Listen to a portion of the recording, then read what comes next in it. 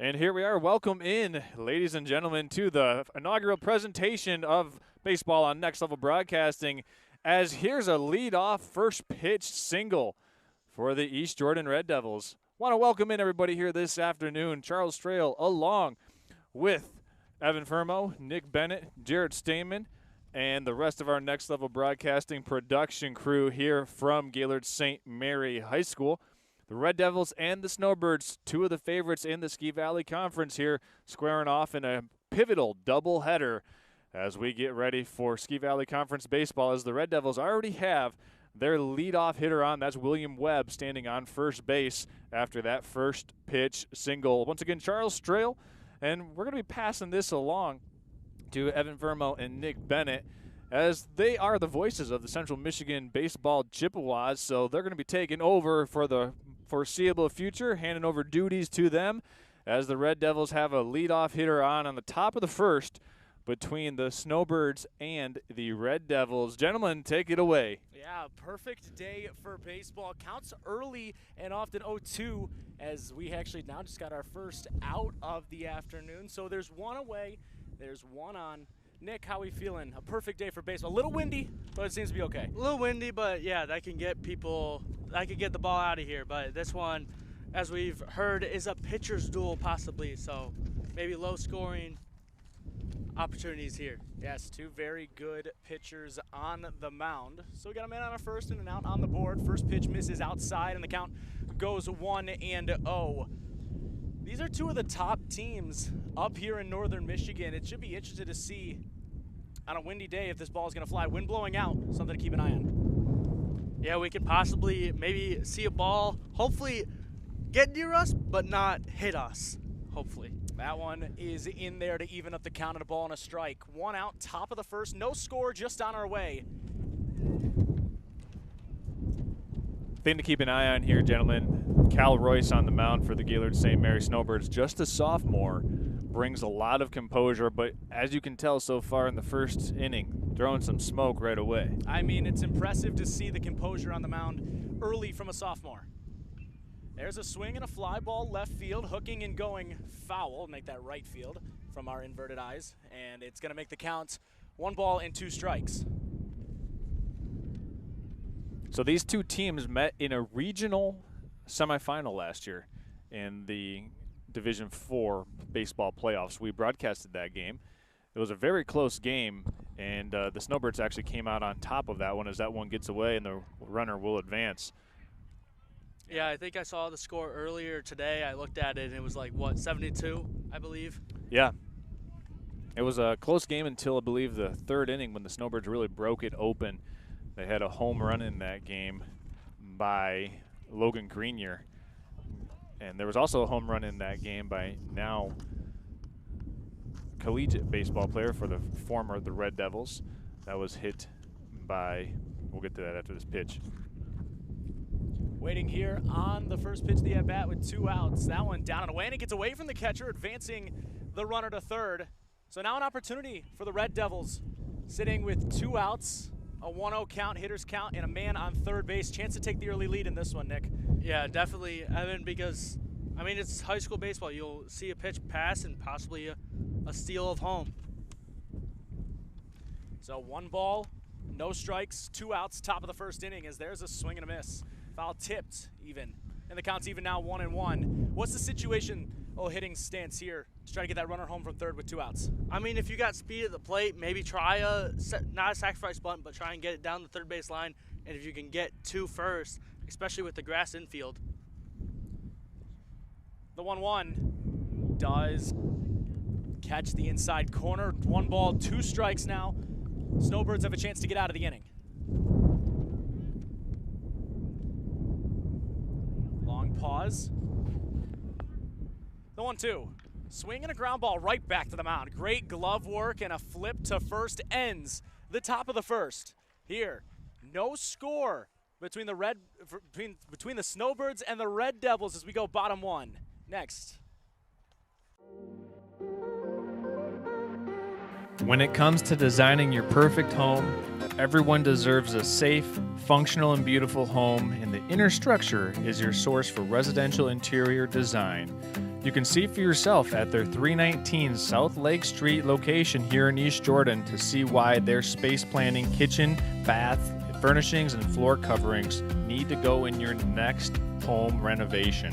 Once again, that's Inner Structure, your go-to interior home design, located right here in East Jordan.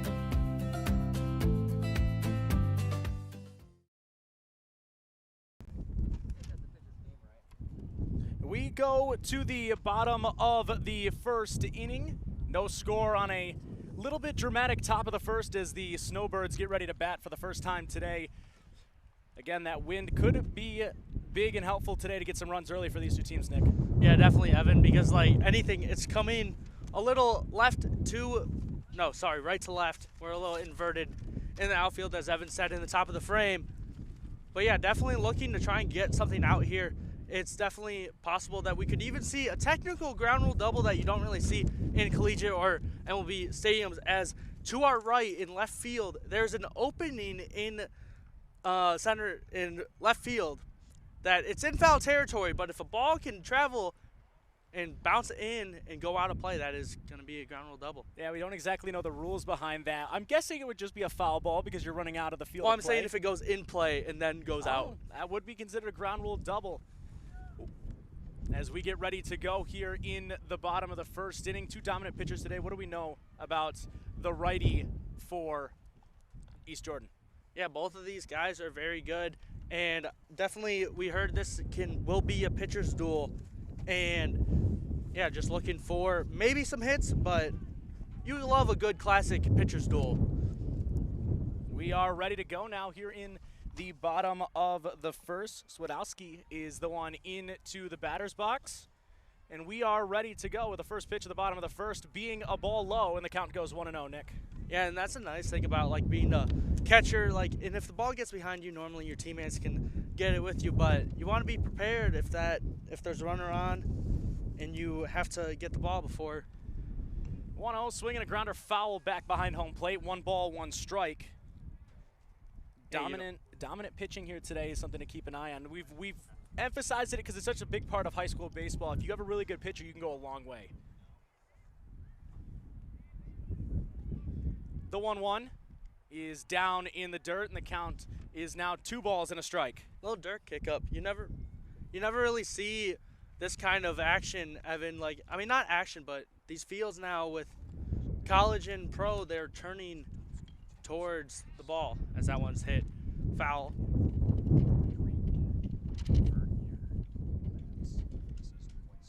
As Gaylord tries to get their first runner on in this one.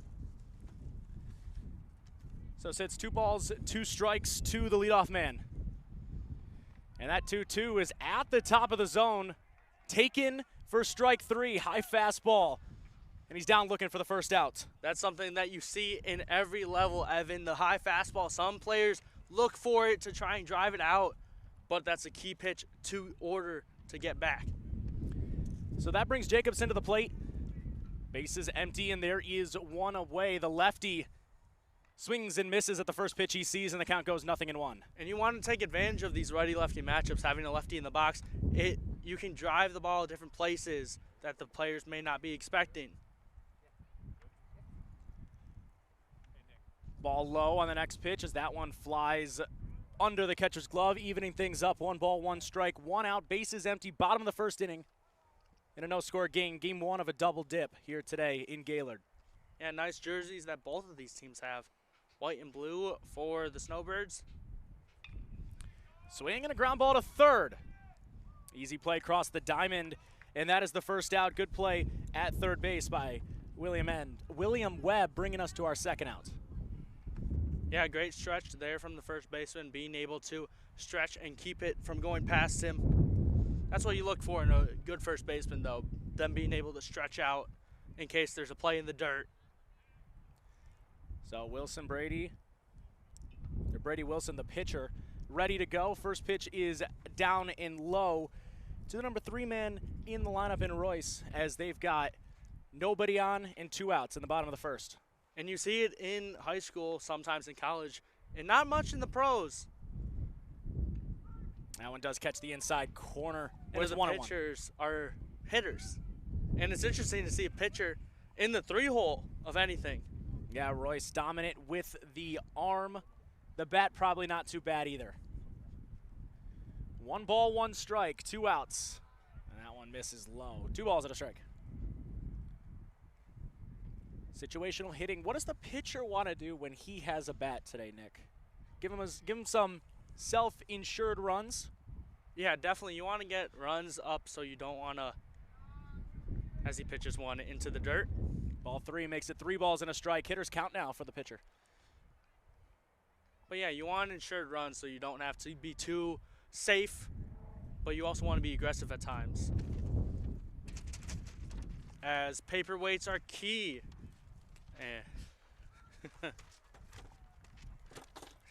As it's a ball. Count goes full, 3 balls, 2 strikes. On a windy day here in northern Michigan. Long pause. Lift the leg, the 3-2. Is on the outside corner, strike 3, looking. And a 1-2-3 inning pitching-wise for the Red Devils. We go to the top of the 2nd inning next here on the Sports Network.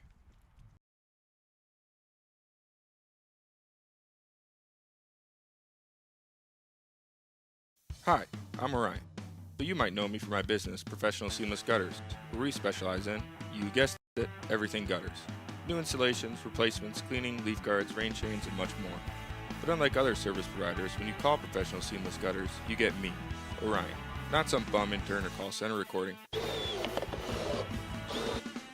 when you're contemplating any services regarding your gutters on your home or pole barn, think Professional Seamless Gutters.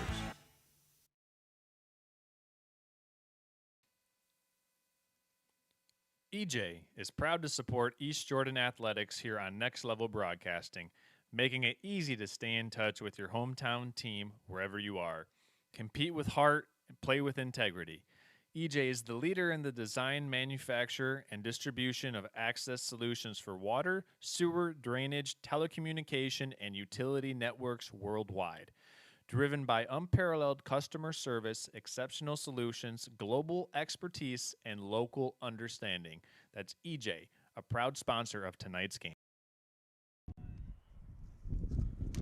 We go top 2. We've been told that our sophomore starter today for the Snowbirds has topped out at 83 miles an hour. The lefty just killing it on the mound so far as we go scoreless into the top of the 2nd inning, Nick. Yeah, it's interesting in baseball. You don't really see nowadays these lefties making it, the southpaws, making it up to high levels. And obviously as a sophomore only, and you're throwing 83. Swing and a foul tipped, and the count quickly now 0-2 to the leadoff man in the inning. What's to say he can't maybe even reach high 80s by the time he's done here? Pitch to Russell's a ground ball to second base. This should be an easy flip. Oh, it's onto the glove. And we got no play. That's going to be probably an error against the second baseman for the Snowbirds and an early man on for East Jordan. Yeah, it looked like the second baseman had time, but he wanted to be a little aggressive there. Try and get to it. Just a scoop, and he misses it. Goes right under his glove. Definitely going to be an error charge to the second baseman. So now a man on first. There's nobody out. Sitting ourselves into the 6th hole now with Quentin Russell, brother of the previous guy up in Braden Russell. He swings and misses, and the count goes 0-1. But also in that last one, it looked like the first baseman wasn't even at the bag yet, and he tried to run back as the ball went past him. No balls and a strike. The 0-1, swing and a miss once again on a high cheese that time, some would say, and the count goes 0-2. Yeah, it definitely looked like a little sword action there from the batter at bat. Russell now behind. No balls, 2 strikes. The 0-2, swing, and he barely gets a piece of that one. And it's no balls, 2 strikes still. Nope, did not get a piece of it. Oh, Walking back to the dugout. I thought the umpire said he got a piece of it. He did not. That is strike 3, and it's the first out.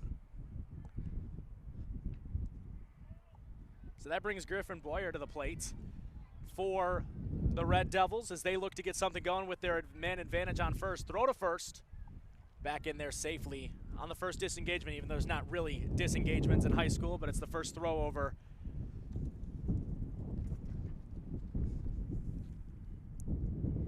Swing and a fly ball foul. down the left field line and out of play, makes the count 0-1. Speaking of disengagements, Evan, do you think that disengagements should be moved up to the college level and then maybe possibly down here to high school? High school, no. I don't think they need that kind of a rule in this sport. College, potentially. I could see it for college for sure. There's a swing and a miss, and the count goes 0-2. You sounded a little laughy there. What was the swing? I mean, he's just throwing a sword out there at that one. That not much going into that one. Just trying to make contact, and the ball went right onto the bat. Count sits 0-2, 1 out. Runner goes, ball low, and it gets away from the catcher. That's a stolen base. And it puts a man in scoring position for East Jordan. A lot of dirt kick up. Don't see that much anymore. Yeah, it's nice to see a grass in dirt baseball field once in a while. Yeah, definitely. I like the dirt. I like the grass infield. Maybe outfield can go a little turf. Strike on the inside corner for number 3, and that's the second out. So a man on second, 2 away now. Another chance for the Snowbirds to get out of this inning, and it brings up the number 8 hitter in Wade Gotts. Yeah, I think the only person that does not like the dirt on the infields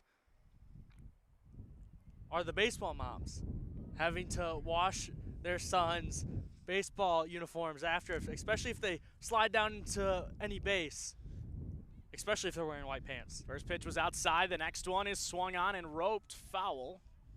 We can keep things going here, 1-1. And yeah, just like you said earlier, a lot of sword action from these hitters. Well, as I feel like we've mentioned already enough today that we have really good pitchers on the mound. It's going to be tough for the hitters to get opportunities, and you got to capitalize on them. You have a man on second, you got to be able to get him home if you're East Jordan.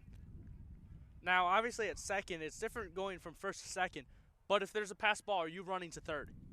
Yes.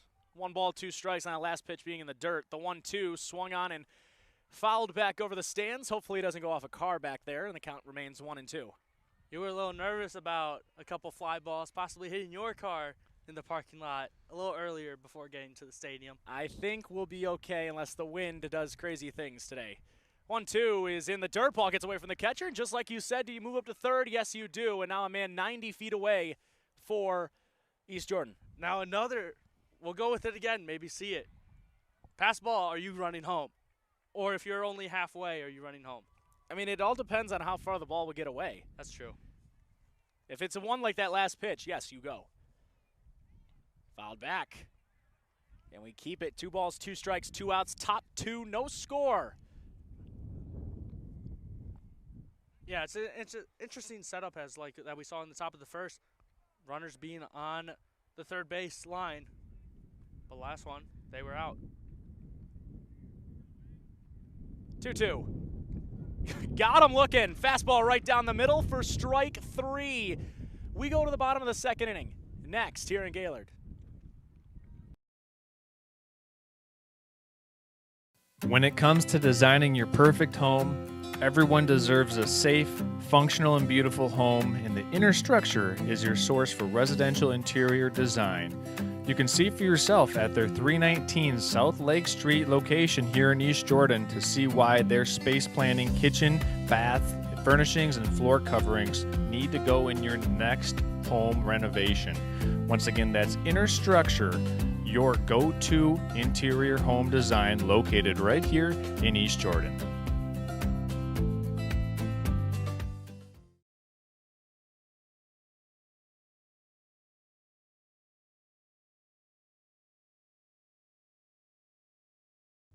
Whether you're grabbing a quick bite, celebrating a win, or bringing the whole crew, Rafi's Hibachi and Sushi Bar is where flavor takes center stage.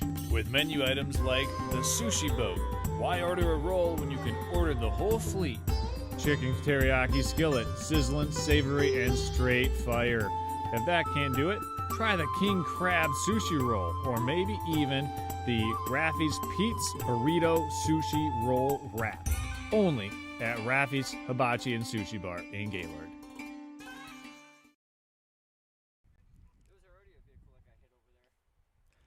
We go bottom 2. No score. Nick, I'm going to ask you a very simple question. How do we get runs on the board in this baseball game today against two dominant pitchers? Might want to play some small ball action. Might want to lay down a bunt, try and get on.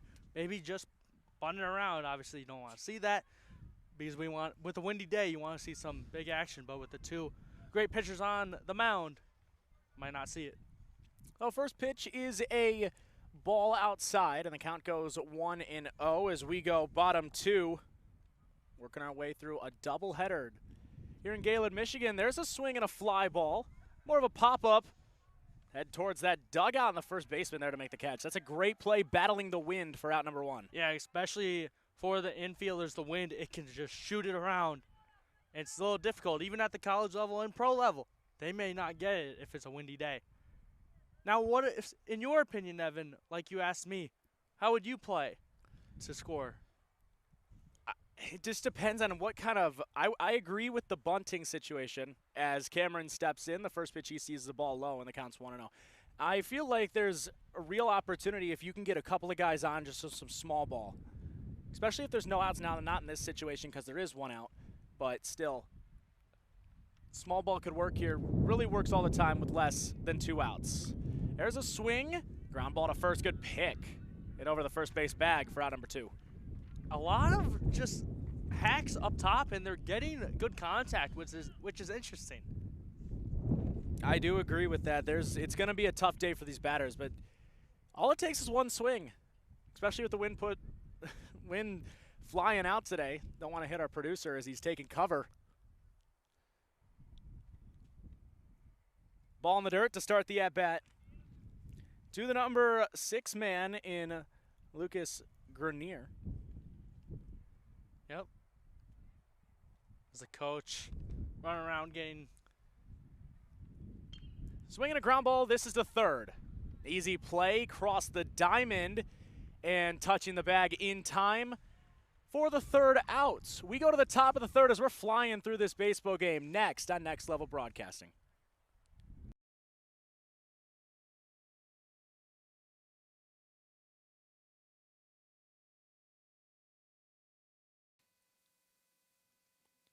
EJ is proud to support East Jordan Athletics here on Next Level Broadcasting, making it easy to stay in touch with your hometown team wherever you are.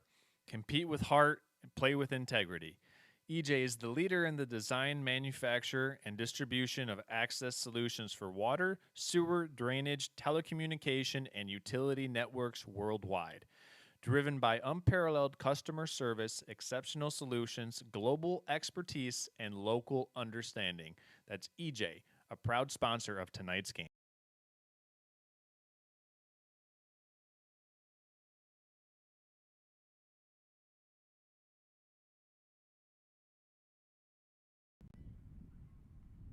We go top three, where we still have no score between East Jordan and Gaylord St. Mary. Nick, opportunities now for the Red Devils to bat. 9-1-2 coming up, so now we're about to see the second time through the order. What kind of adjustments do you want to see from Not swinging at the high cheese, obviously. Cameron got it by the batters, and they're just swinging and sorting at the plate. Yeah, but when you got a lefty out there topping out at 93 or 83 miles an hour, you wish it was 93, but 83 is still very good. 83 is very a sophomore. Or a sophomore. And especially a lefty. You don't see many lefties in high school, batters or pitchers. You can throw your game off, but they were expecting a pitcher of this caliber today. And now it's just time to make an adjustment as we're about to start the second time through the order, but it's going to start with a little give of motivation on the mound from the infield. I don't know if he really needs much motivation after the first 2 innings. Lefty here to start the inning, and the first pitch is swung on and missed, and the count goes 0-1. Just like I said, high cheese, swinging at it. Not sure if that would be called strike, but you never know. The wind whips here. Strike 2 at the bottom of the zone, and the count's quickly 0-2 to the 9-man.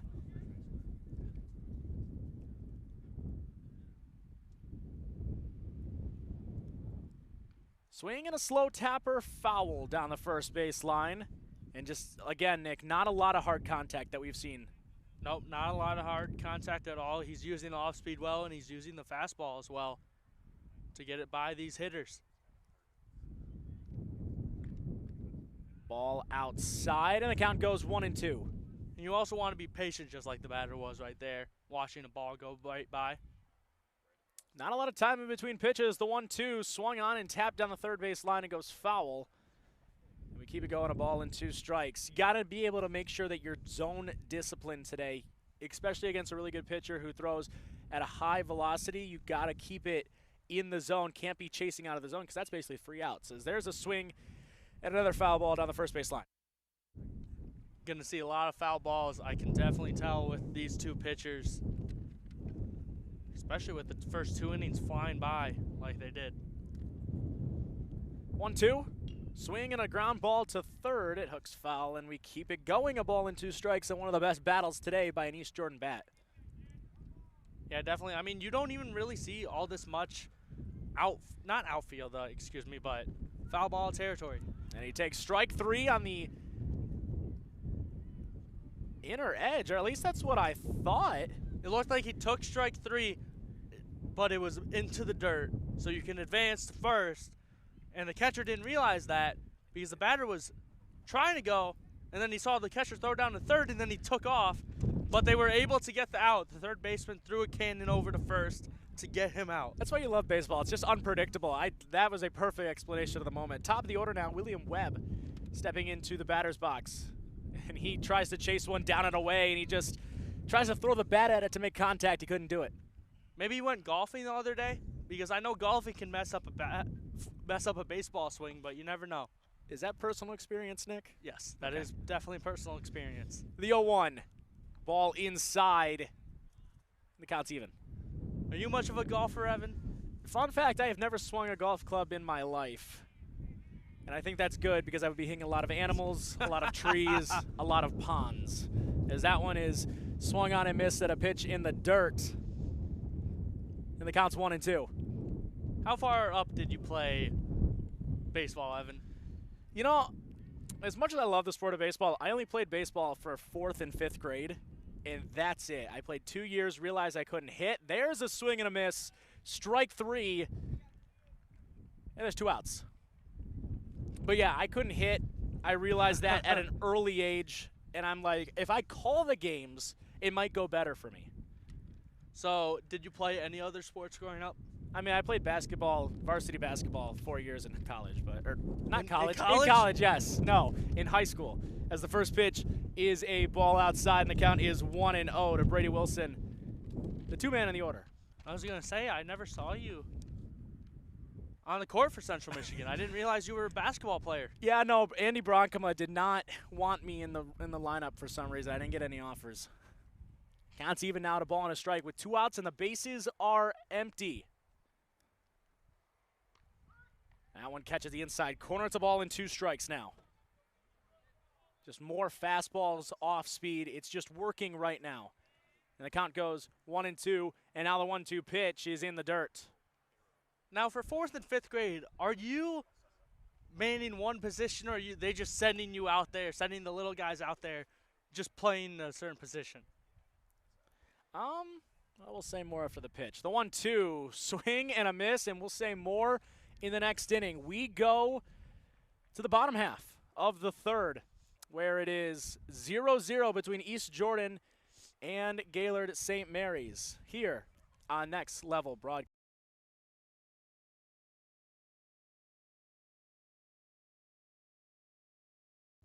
Whether you're grabbing a quick bite, celebrating a win, or bringing the whole crew, Raffy's Hibachi and Sushi Bar is where flavor takes center stage.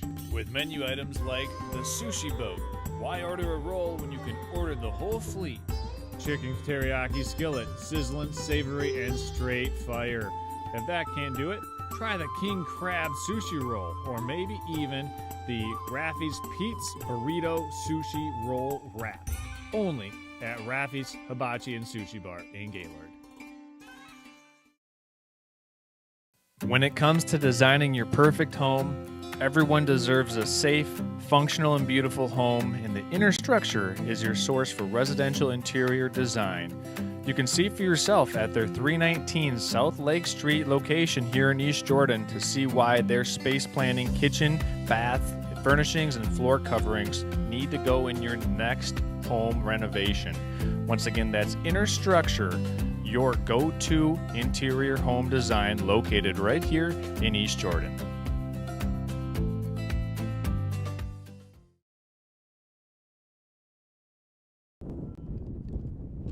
We go bottom three. No score, pitcher's duel, just like we were anticipating and just like we were seeing up to this point. Nick, what have you seen besides the pitcher's duel out of these two teams today? Not the greatest hacks from both these offenses, but that is because of a pitcher. And as there looked to be a foul ball hit down the line as the batter ran to first. Yeah, 25. That's their third baseman. Will take his trip back to the dugout. He is out. That ball did stay fair, by the way. So that'll bring Matz to the plate. And the first pitch he sees is a ball outside, and the count is 1-0. So the second baseman, Matz, to the plate, trying to get an opportunity like I said, just to get somebody on base and a little bit of momentum, as that one misses on the outside edge. Got the call, though, and the count's 1-1. I mean, it's the righty, Evan, versus the southpaw. Long pause here before the 1-1 pitch. That one does catch the outside corner again, and it's 1-2.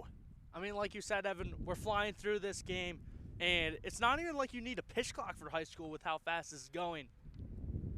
No, they're moving on their own pace right now. 1-2, swing and a miss, strike three.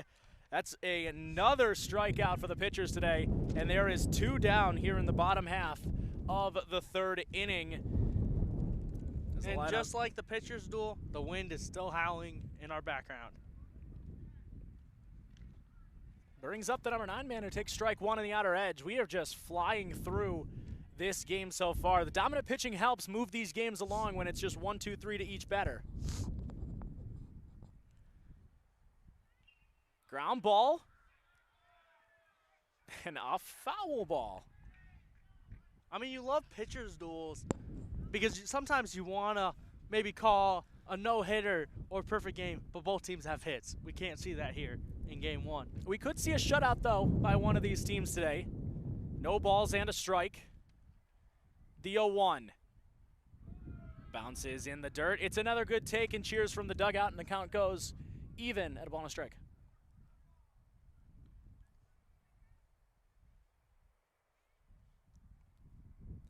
Long pause. And the 1-1. Swing and a miss. Went after the high fastball. Strike three. Inning over. We're just flying through things as we go top 4 here on Next Level Broadcasting. When it comes to designing your perfect home, everyone deserves a safe, functional, and beautiful home, and the Inner Structure is your source for residential interior design. You can see for yourself at their 319 South Lake Street location here in East Jordan to see why their space planning, kitchen, bath, furnishings, and floor coverings need to go in your next home renovation. Once again, that's Inner Structure, your go-to interior home design located right here in East Jordan.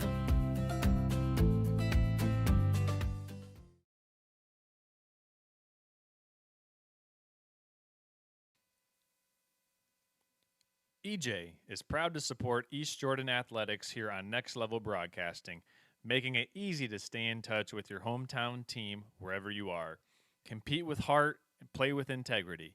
EJ is the leader in the design, manufacture, and distribution of access solutions for water, sewer, drainage, telecommunication, and utility networks worldwide.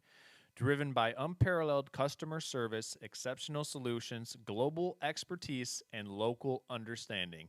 That's EJ, a proud sponsor of tonight's game.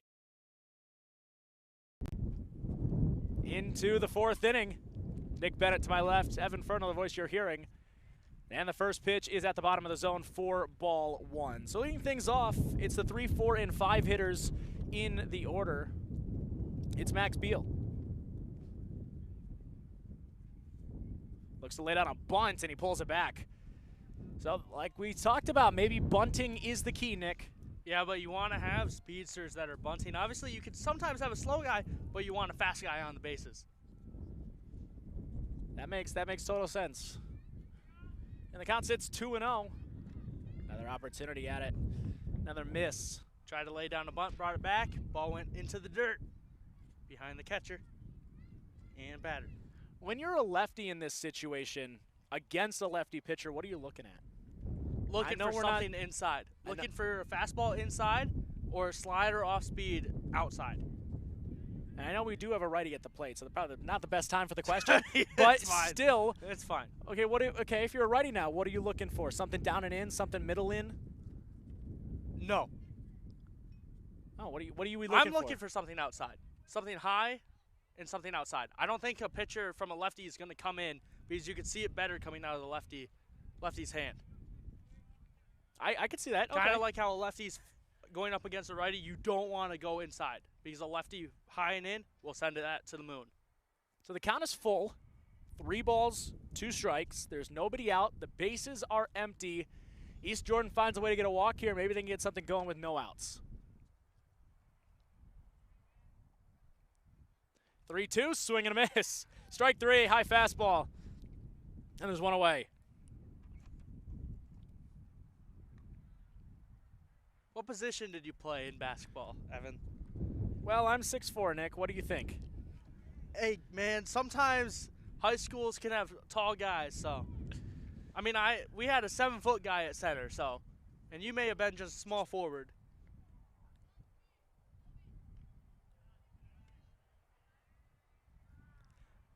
First pitch outside for ball 1.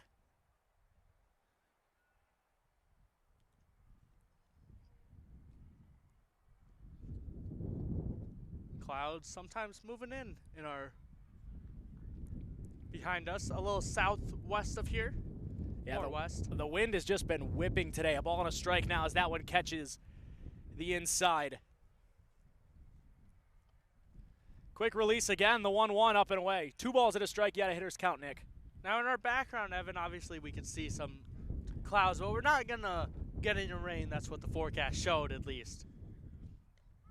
On the corner, we're even 2-2. If we didn't have the weather app, would you think those are rain clouds, or would you just think those are a little dark clouds that we won't get rain from? I feel like I am unqualified to make that answer, as that one misses outside 3-2. Personally, I know nothing about meteorology, so you gotta give it to them and not the guy calling the baseball game. 3-2, swing and a miss again, strike 3, and that is out number 2. I mean, I think it was just a guess of, like, thinking they were rain clouds. I didn't think you were going to be going, I don't know. Well, I don't know. Braden Russell steps to the plate now for East Jordan. Another righty to face the lefty. And the first pitch he sees, he swings and pops it up on the infield. And let the pitcher do all the work. Why not? Let's go bottom 4 here on Next Level Broadcasting.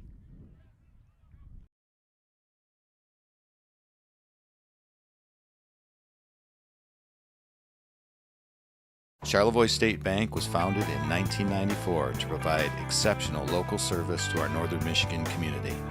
With 6 locations in Charlevoix, East Jordan, Boyne City, Ellsworth, and Beaver Island, we're here to make banking easy, right here in your neck of the woods, with people you know. Charlevoix State Bank believes in the positive lessons of high school athletics and is a proud sponsor of tonight's game.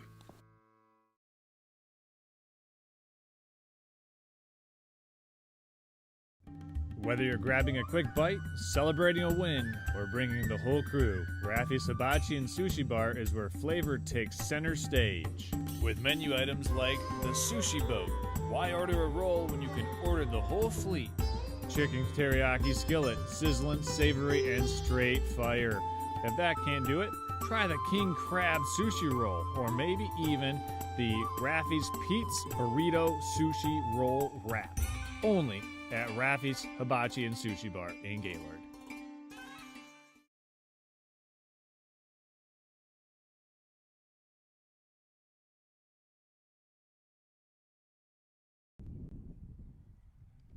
Okay, here we go. Bottom of the 4th inning. Nick, an opportunity now for the bats of the Snowbirds to get going. But when we've seen nothing, what is the confidence level and how do you maintain the ability to be like, hey, I can hit this guy, even though nobody really has on either side today? It's being the friendly teammate in the dugout, keeping your teammates, keeping the chirping, not really chirping the other team. First pitch swinging, and it's roped fair down the third base line. That's a base hit, and stopping at first base with a leadoff single. The Snowbirds got a man on to start things off here in the bottom of the fourth inning, Nick. Yeah, definitely. That was a great hit down the line. And interesting with how this field is all grass and a little bit dirt. If it was turf, I think that ball is going to the wall possibly. Yeah, that's a good job by your leadoff hitter to find his way on base. Now it brings up the center fielder in Jacobson, and the ball gets away and it gets an advancement. So now a man on second and nobody out for the Snowbirds. Before that ball even passed the catcher, the batter was already basically sliding into second. So a duck on the pond on second base. Jacobson in the box, the lefty. And the first pitch he sees, he takes low and it gets away from the catcher again, and it's another 90 feet to put the runner on third base with nobody out. And a real moment here, Nick, for East Jordan, who's now struggling a little bit because the Snowbirds have somebody on third. Yeah, definitely, Evan. I mean, in baseball, like growing up, you're always taught if you're going to be pitcher and catcher, you're playing catch as the ball is almost past the catcher. Runner back to third safely. I think they just need to take a quick second to just breathe, because that's almost 3 consecutive pass balls after the base hit, and now it's a 3-0 count, and there's no way Jacobson needs to swing here at all. Yeah, I mean, you've seen it sometimes. You've seen pass balls. You've seen where people can go around the bases on pass balls and score without even seeing the swing. 3-0 to Jacobson. Catches the outside corner. They give him the strike there. It's 3 balls and a strike. I mean, if you're playing catcher, I know you said you've only played 2 years of baseball. What are you telling, if you're going to the pitcher's mound, what are you telling your pitcher? Well, we'll find out after this 3-1. That is outside, ball 4. That's a walk. There's now runners on the corners, and there's nobody out. And to answer your question, I think you honestly nailed it just a second ago. You just got to play catch. You got to throw it to me, because that's how you lock in once again. Once you just see one get in the zone, it helps. Obviously, you don't want to throw it too slow, but just play catch with your guy. He's your teammate. He's maybe your brother. Brings the pitcher to the plate, looking to give himself RBI insurance runs as Royce steps in and he takes his time and resets. Trying to be maybe the next Shohei Ohtani? Yeah, if you can strike him out and then get some RBIs the next half inning, you're well on your way to that. First pitch to Royce. He takes it away. Runner goes. Throw down to second. It's non-existent. And it's now second and third with nobody out. A base hit probably scores 2, Nick. Yeah, definitely, Evan. And also with that, as the catcher, you don't want to throw it down there unless you have a hose and your second or shortstop has the hose back, because the runner at third will take off once you throw. Ball away. 2 balls. Or correction, 1 ball and 1 strike. Second and third, nobody out. Yeah, these birds are acting like peregrine falcons, being the fastest players on the diamond.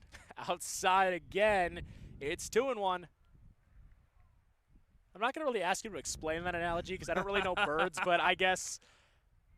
Fastest bird in the animal kingdom, I'll just say that. That works. Outside again, 3 balls and a strike. Does that mean I'm going to have to come up with bird analogies for game 2? I don't really. Hey, that's the only one I know, basically. Besides our nation bird, obviously. Long pause in the 3-1. Lost him. Ball 4. And don't look now. The Snowbirds have the bases loaded and nobody out. And with this wind, Evan, if you could get solid contact in the air, it doesn't even have to be hit all that hard. It could drift on out of here. Good job by the pitcher to draw a walk. Something that he hasn't given out on the bump yet. There's a swing and a ground ball. Chopper to short. Throw to first is in time. They'll get the out there. A run does score. And it's 1-0. I'm just confused on what the runner between second and the runner at second pause, act like the person, like it's a force out. You got to advance to third. You can't run back. So I'm intrigued to see what the runner now at third was thinking there. Now that brings number 50 Cameron, the first baseman, to the plate. And the first pitch he sees, he swings and sends this one into right field. That ball is down for a base hit. Scoring on the play in double form. 2 runs are home, and it's 3-0 Snowbirds as they've finally broken open in this game in the bottom of the 4th. Nick. I mean, yeah, that's a great swing, Evan. And also, the ball just stopped in the outfield with this grass field. And as an outfielder, you're running up, expecting it to keep coming your way, and it just stops. And you have to slow down, pick it up, and then throw it in. And there's still just 1 out on the board, so opportunity with a man on first to get more runs as the first pitch misses outside, and the count is 1-0. What are you thinking if you're the pitching coach or just the coach when you have a pitcher on the mound, he just gave up 3 runs? I am shocked as there's a swing and a miss and a swing and a foul tip, and the count goes 1-1. I am shocked that we haven't seen some kind of meeting out there. Maybe that's just as much trust that you have in your pitcher, just to where you know these are going to happen at some point. You just got to be ready for them. After 3 runs have already scored in here in the bottom of the 4th inning, that is up and outside, and the count's 2-1. Snowbirds trying to keep this one going, possibly advance the runner into scoring position. Just one at first. Just 1 at bat at a time. The 1-2 is low, just low, and the count's now even at 2 balls and 2 strikes. Oh, maybe it hit him. Oh, it did hit him. You are right. So it moves everybody up 90 feet. It puts them first and second with 1 out, and the line keeps moving for the Snowbirds as the 7-hitter comes to the plate. And one thing, Evan, like with walking, you got to make sure, you got to watch if you're a runner on second, the leadoff, you can kind of see if the catcher and pitcher are going to do anything with the ball. If they're just playing around with it, go ahead and take third, take an extra base. Yes, and the first pitch is a strike. Count goes 0-1. The 0-1. Swing and a miss at a fastball at the top of the zone. Count quickly 0-2. A lot of high pitches in this. Now, not so much pitcher's duel, but it's still 3-0. Anything can happen. Opportunity to move some runners over. Runner on second, runner on first. We are in the bottom of the 4th inning and a 3-0 lead for the Snowbirds. 0-2 on the corner. It looked like the umpire initially said strike 3. The ball gets away for the catcher as well. Umpire went up like he wanted strike 3. They're not going to give it to him. It's a ball and 2 strikes, and now a man on second and third on the pass ball. So it's second and third. It's 1 out. The count's 1-2, and we continue from there. Yeah, maybe the umpire got a little caught up there and then changed his call midway through. Got to be patient on your calls. That's just a chop at it. Top of the zone, strike 3, and that is the second out. Maybe a tennis swing there.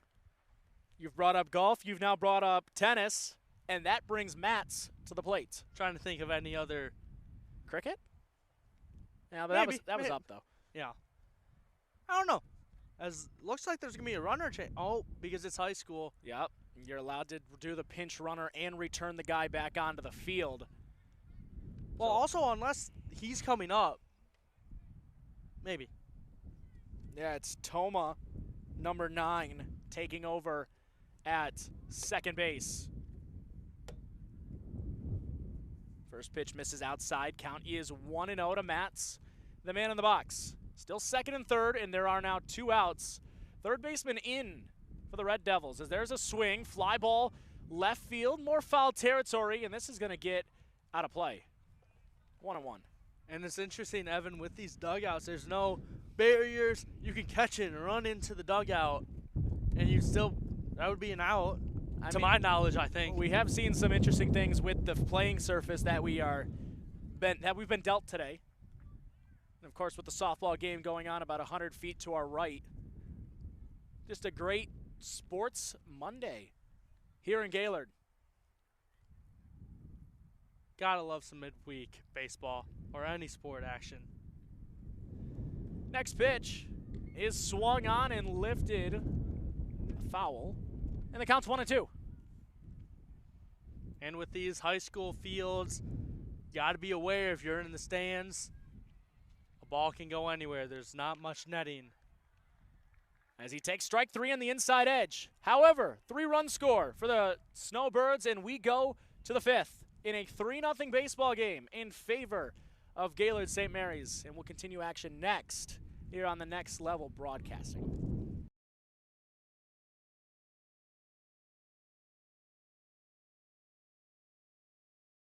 When it comes to designing your perfect home, everyone deserves a safe, functional, and beautiful home, and the Inner Structure is your source for residential interior design. You can see for yourself at their 319 South Lake Street location here in East Jordan to see why their space planning, kitchen, bath, furnishings, and floor coverings need to go in your next home renovation. Once again, that's Inner Structure, your go-to interior home design located right here in East Jordan.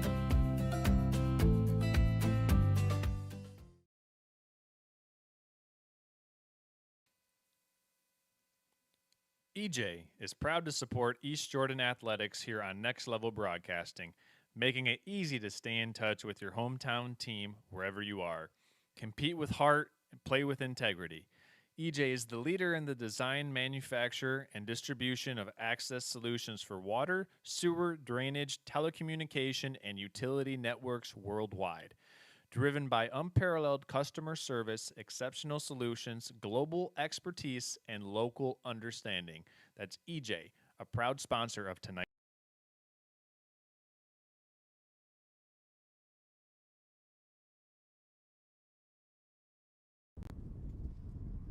So, it's top 5. It's now 3-0 Snowbirds. Nick, what did you see in that last half inning? Actually, don't answer that because the first pitch is a strike, and now you can answer that question. Yeah, I saw some good swings, some bad swings, but some good swings and good base running for the most part from the Snowbirds, being able to speed around the bases. That one inside, and that hit him. Yep, hit him in the leg. His leg went up, almost did the splits in the air as he got hit. And I will say, that's similar to me, Evan, because when I played baseball, my body was a magnet to the baseball. I would get hit. My parents one time were with other family friends, and they said, yeah, Nick gets hit a lot. A second later, I get plunked. Griffin Boyer stepping into the box now for East Jordan. Man on first, nobody out. And that one is in the dirt for ball 1. So Royce, the pitcher, he has been dominant as the lefty. RBIs galore now for him as they have a 3-0 lead. And that one's on the ground right to short. Oh, but it's bobbled, and that's going to be an E6, leading to an infield single. So the error moves runners to first and second, and sloppy defense keeps a scoring opportunity alive for East Jordan, Nick. Yeah, but they had an error a couple of innings ago. Didn't do damage, but that doesn't mean that East Jordan can't do damage right here. So now we continue into the next man up, which is Wade Gotts in the 8th spot. And he's got RBI opportunities on second base. And the first pitch is a swing and a miss on a high fastball. Still not laying off that high fastball today, Nick. Nope. Both teams wanting to attack the high pitches because obviously you can get it up, but it's about getting your bat up there. That one does find its way around the zone. And an opportunity, like I said, these opportunities have not come often today for East Jordan. There's a swing, center field, on a line, play in the wind. That one is caught, no tagging, and that's out number 1. That's something interesting, Evan, that I don't really see much. A lefty in center field, you don't really see that much often. I just saw that and I was a little weirded out a little. Don't see many southpaws, especially in the outfield sometimes. Number 9 man, Santino Rona, stepping to the plate. The second baseman, 35, on the back of his jersey as we're about to end the second time through the lineup for East Jordan today. That's up, runners go. Throw down a third is pulling him off the bag. It's a double steal. Both guys move into scoring position, and now East Jordan a real opportunity to get one, maybe two runners back. Maybe possibly three. You never know in this one. And what's almost rarer than a pitcher that's batting and pitching well, some may say is a switch hitter. On the outer edge, got the corner of the zone, and the count goes now 0-2. Are you a fan of switch hitters, Evan? Or are you more of a fan of just a righty or lefty? When I play MLB The Show, at least I am a switch hitter in that aspect. On the outer edge, third baseman charging in hard, trying to prevent the bunt. Yeah, but a batter can lay the bunt down. If he can do it quickly, he can pull it back and hit. And if it gets over the third base, that's scoring. I think it's getting in and outfield, it's scoring too. That is now no balls and 2 strikes. You have second and third still. Not an opportunity to bunt now. Well, you can bunt, you but if could. it goes foul, it's a strikeout. So he just pops it up instead with his bat. A great play with the third baseman who gloves it for the second out. Lineup flips over. We now start the third time through for East Jordan as Webb, not Bryson Webb that we see for Central Michigan sometimes in the leadoff spot, but William Webb stepping to the plate for East Jordan. Maybe to bring out his inner Bryson Webb and possibly go yard here and tie it up. I mean, he does play third base, so it does match. It matches. First pitch strike on the outer corner, and the count goes 0-1. Is he originally from Wisconsin? That I don't know. He's probably from here because he's in high school. Hey, Honestly, exchange students, you- I know it's normally foreign, but You could have transferred. It's hard to transfer in high school, though. Up and away, outside, evens. The count 1-1. relative maybe? We'll ask Bryson when we get back to campus. 1-1, got him to swing outside the zone, and it's quickly a ball and 2 strikes. Still trying to strand the runners on the base paths and keep it 3-0, as this game is already approaching its close.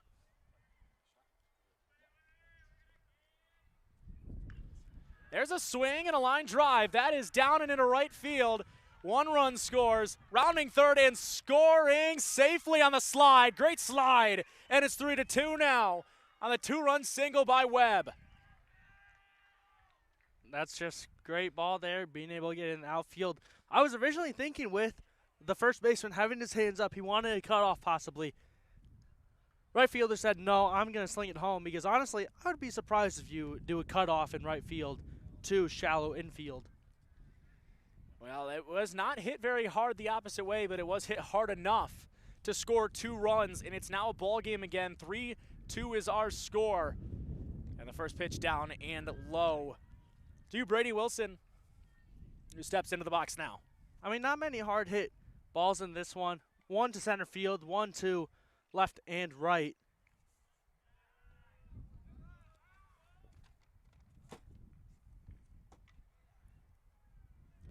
Count sits 1 ball, 2 strikes. How do you regroup if you are the pitcher? Yeah, you want to just calm down. You score 2, you still have 1 run advantage. So you don't want to get too nervous. I think you just stay calm. You've been here before. Just take it 1 pitch at a time. That is a ball away. And the count's now even at 1-1. Correction, as a head now on the count, it's a batter's count, 2 balls and a strike. And that one catches, evens things up now 2-2. Pitchers love working fast today. It's been a fast-moving game. Neither of these guys want to wait much on the mound as they'll throw to first, keeping an eye on the runner, and the ball gets it past the first baseman and down the right field line. A slow jog into second base, had no thought of going to third. He probably could have made it to third standing up without a throw. That's not very good base awareness, but he does get to second base. Yeah, not very good baseball awareness at all, but like as a runner, you're told do not look at the ball on hitting, or you're not looking for the ball unless there's a force out and you're the lead guy. Swing and a miss on the very next pitch. East Jordan does score 2, though, in the top half of the fifth. We go bottom five next here on Next Level Broadcasting.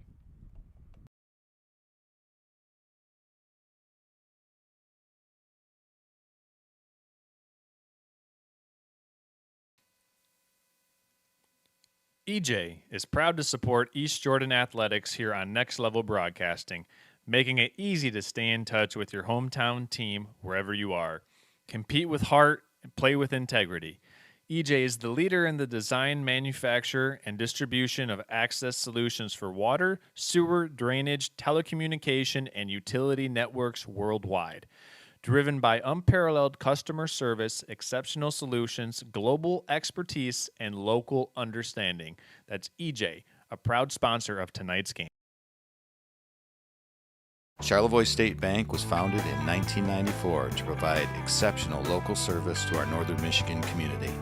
With 6 locations in Charlevoix, East Jordan, Boyne City, Ellsworth, and Beaver Island, we're here to make banking easy right here in your neck of the woods with people you know. Charlevoix State Bank believes in the positive lessons of high school athletics and is a proud sponsor of tonight's game.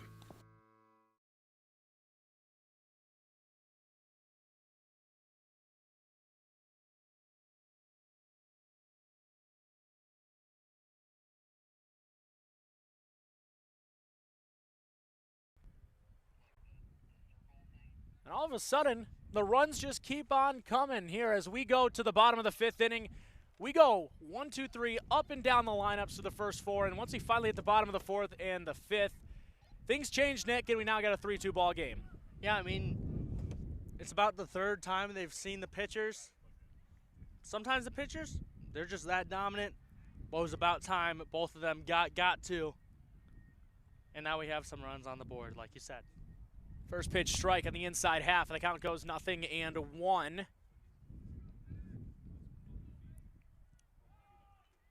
That's a swing and a pop-up, almost caught by the catcher, but it's out of his reach, and the count goes 0-2 behind home plate. Now, in our distance, Evan, I see the pine tree, a couple of them. One looks very tilted to the left that maybe wants to come out of the ground, hopefully not today. Is there a point to that statement? Very windy. Ah, okay, yes, I agree with that statement then. Swing and a pop-up, more routine for the right fielder who can't make the catch. Routine catch turns into an E9, and the leadoff man reaches for the Snowbirds. Yeah, just got by the glove, couldn't get under it, so he had to try and go for a scoop, and that's not what you want to see or do as an outfielder. You want to be able to get underneath it. That's our third error of the ball game combined between these two teams today.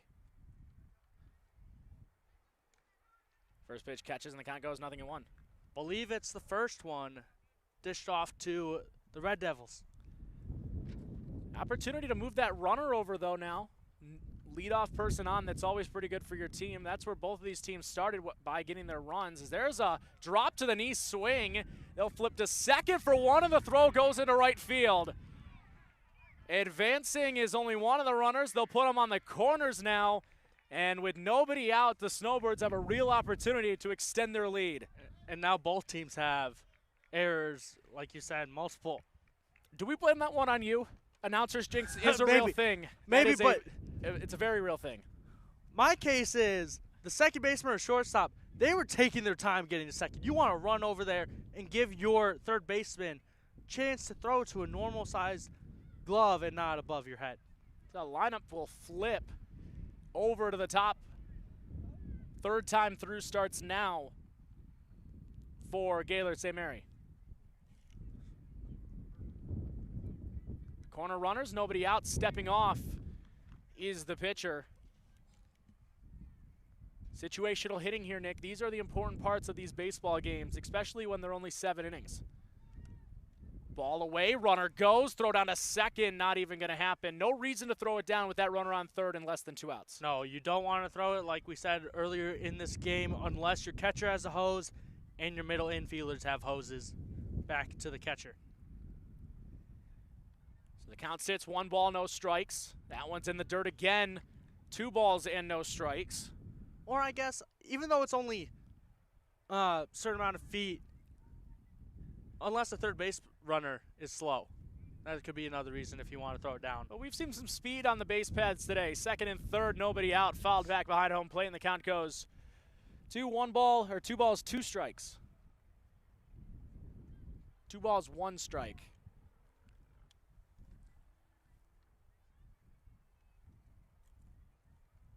Long pause before the 2-1. Swing and a ground ball to the 6-hole. Nice hop. Throw to first is in time. A run is going to score. That's an RBI ground out. Plus the advancement over to third base makes it 4-2 in favor of Gaylord St. Mary's. And they get one of those 2 runs back that they lost in the top half of the inning. Yeah, definitely, Evan. That is aggressive base running. Wanting to go from second. I know it's the hot corners, but wanting to advance from second after you slide into it and then advance to third, especially when it wasn't an overthrow. That brings the number 2-hole hitter Jacobson to the plate in the first pitch he sees. He swings, pops it up. Shortstop and left fielder converging, and they will not make the catch, and that's going to allow the runner from third to score. They've got both of those runs back. It's now 5-2 in favor of the Snowbirds. Yeah, I think, Evan, that's just contrary to the wind. The wind picked up as soon as that ball got pushed into the air, and both fielders could not get to it. One ranging back, one ranging forward. They couldn't get it done. Also seems to be a little bit of loss in the communication aspect between the shortstop and the left fielder. Ball up, runner goes, and the throw down, not in time. No slide needed. And in there safely. Yeah, interesting there, not wanting to slide in, and the pitcher using his wheels. So the count sits 1 ball, no strikes, already 2 runs home in the inning. And that one fouled back down the right field line. Count goes 0-1, or 1-1. Opportunity here, though, to push that lead again up to potentially 4 if they can get that run to score. Yeah, definitely trying to score the pitcher who just drove in a couple. Chance to keep this lead going. That one inside, it gets away from the catcher again, but no advancement by Royce. Obviously, you get to the scoring position. You don't need to advance to third, but only if you can. The count sits in a hitter's count, 2 balls, 1 strike. 2 runs home in the inning, and there's only 1 out with a man on second. The 2-1 at the bottom of the zone got the call, and it's 2-2. More situational hitting with 2 outs. We've seen some good situational hitting, Nick, on both sides today. Yep. 2-2, swing and a miss, but it gets away from the catcher. It's a strikeout, throw down to first, will not complete it. It gets away. A run is going to score, and it's now 6-4. It's rare to see a strikeout leading to the run scoring, and it's 6-2. And 1 out. And 1 out, yes, because even though it is a strikeout, he is safe, so it doesn't actually count as an out. We've seen some crazy things here today so far. Yeah, crazy errors, crazy non-catches in the outfield, and crazy swings. First pitch misses outside the count. Actually, it caught the inside on the outside corner, so the count's 0-1 now. As the line just keeps moving for the Snowbirds. As that one misses up and in to even things up at 1-1.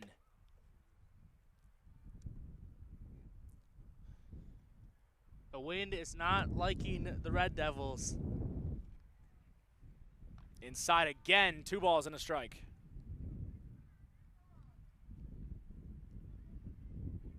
And also, I'm surprised that we still haven't had a coach's visit on the bump. I mean, they trust their starter. We've been told and we've seen that he's been pretty good today, except for these mistakes that are not 100% his fault, as that one misses outside. But yeah, the mistakes today, even though there's been a few of them, not all of them been his fault. His defense has not helped him today. That is very true. That is very true. 2 balls and 1 strike with an out on the board.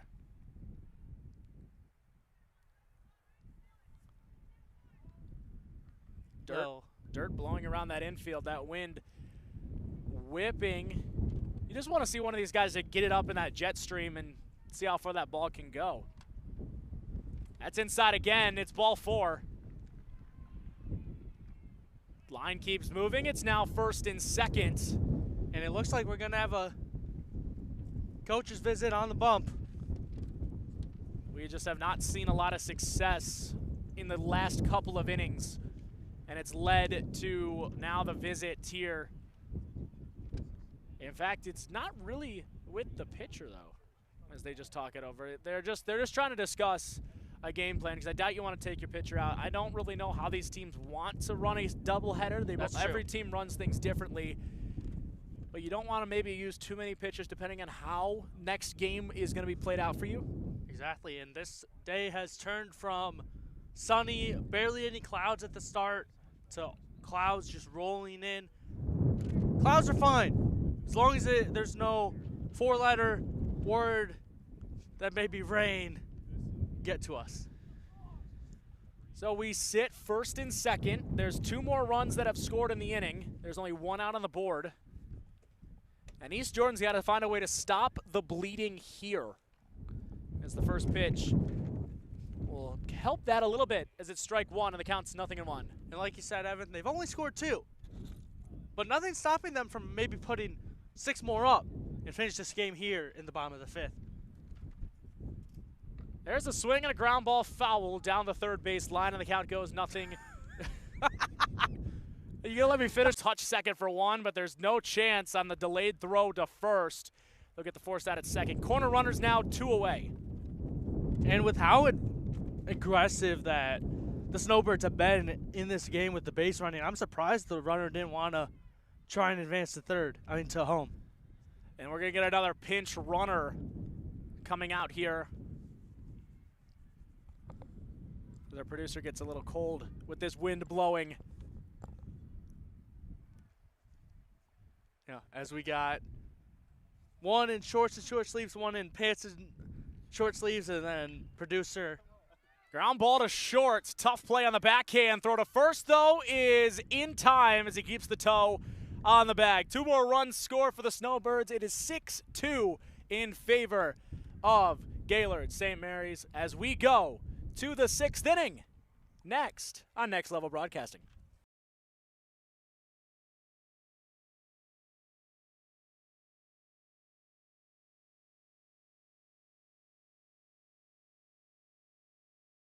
Looking for a coffee shop that feels like home? Iron Goat Coffee welcomes locals and visitors with cozy spaces, friendly service, and organic, locally roasted coffee.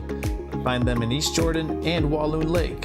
And while you're there, enjoy the best coffee in Northern Michigan, right there at Iron Goat Coffee.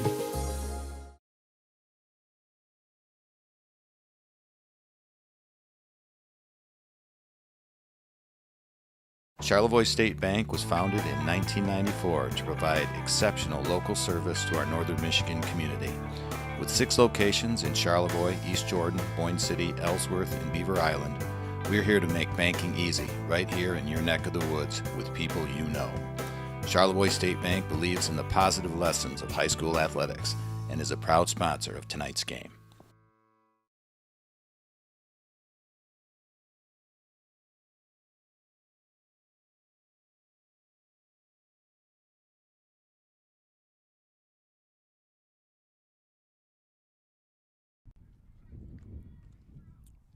Back half of the ball game, 6-2, top 6. At this point, we've seen more runs in this game than I think we thought we were going to see heading into the bottom of the 4th inning, when all the runs just started to basically come out of nowhere. What does East Jordan want to do and need to do with 6 outs to work with, basically? Keep it up with the lefty on the bump as he's back for more here. I mean, there's no reason to take him out. He's been very good so far today.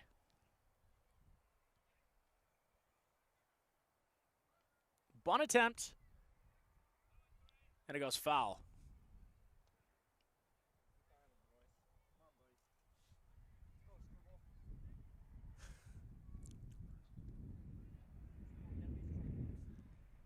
Long pause, getting him a new baseball there. No balls and a strike.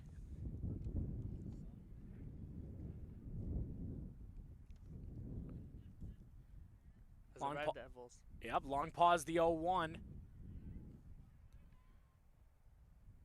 Red Devils trying to get something going here, just like they did earlier in this game where they put up a 2 spot. Ball inside. They're pitching him tight here. Count's even. I mean, with the 4-run lead, Evan, there's no reason to be pitching around someone. You want to attack the batters.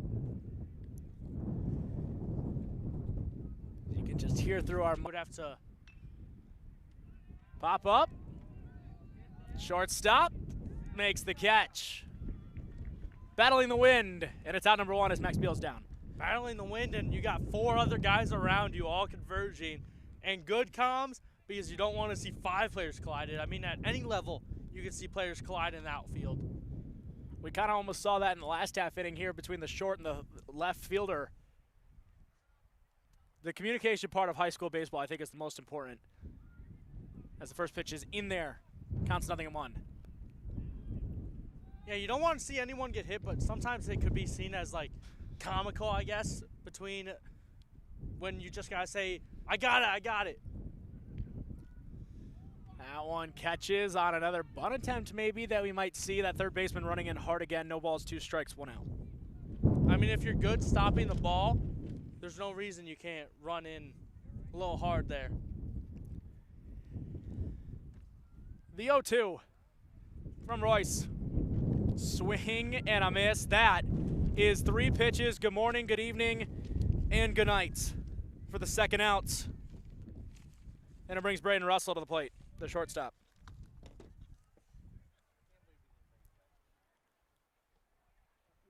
And bye-bye sunshine above our heads, possibly.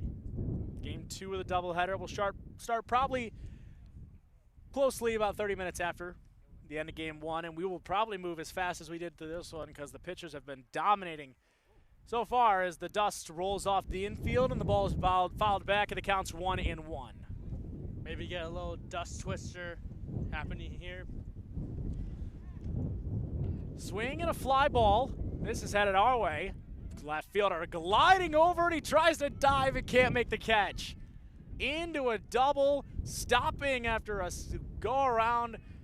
Russell's on second base, and now the other Russell's brother will step to the plate. And that was a great attempt with the dive from the left fielder there, Evan.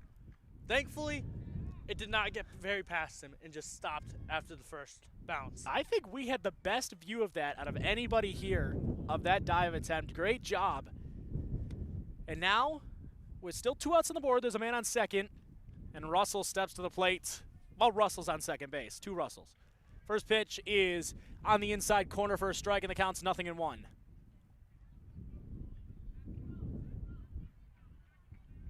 Wind not giving way. It looked to be a swing and a miss right there. Yes, indeed. Swing and a miss. 0-2. And now 0-3. 3 pitches to get rid of them. A double is stranded, and they will not score. We are going to the bottom of the 6th. Last at-bats potentially. When we come back, you're watching Next Level Broadcasting.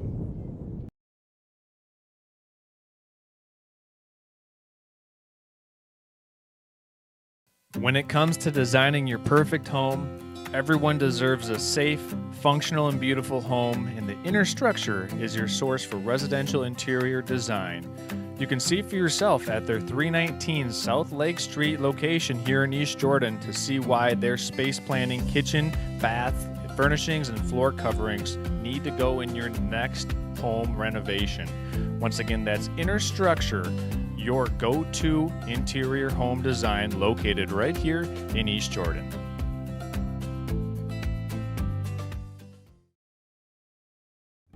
Whether you're grabbing a quick bite, celebrating a win, or bringing the whole crew, Raffi's Hibachi and Sushi Bar is where flavor takes center stage. With menu items like the Sushi Boat. Why order a roll when you can order the whole fleet? Chicken teriyaki skillet, sizzling, savory, and straight fire. If that can't do it, try the King Crab Sushi Roll, or maybe even the Raffi's Pete's Burrito Sushi Roll Wrap. Only at Raffi's Hibachi and Sushi Bar in Gaylord.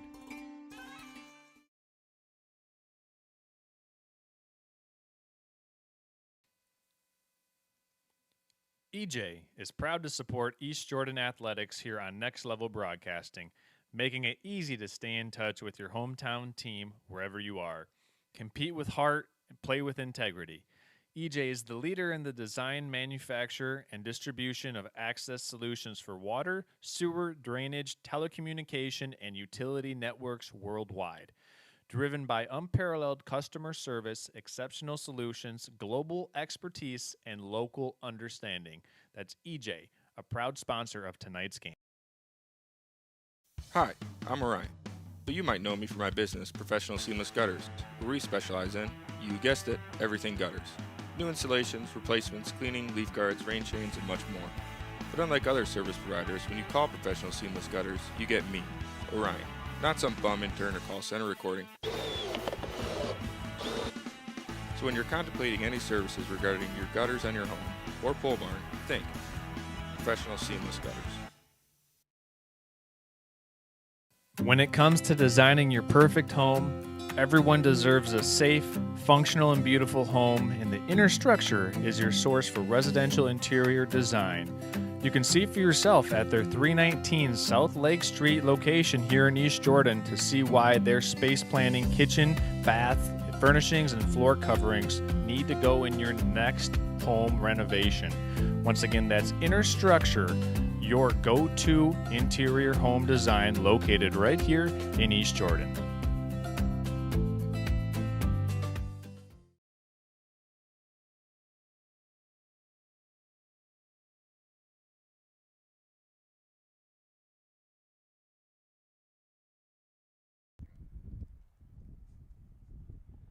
Time to recap what we just saw. Nick Bennett, Evan Furno, a 6-2 win for Gaylord St. Mary's. Nick, what were your thoughts of those 6 innings of our game 1 of our doubleheader? Well, Evan, for the first 4 innings, they flew by. It was a pitcher's duel.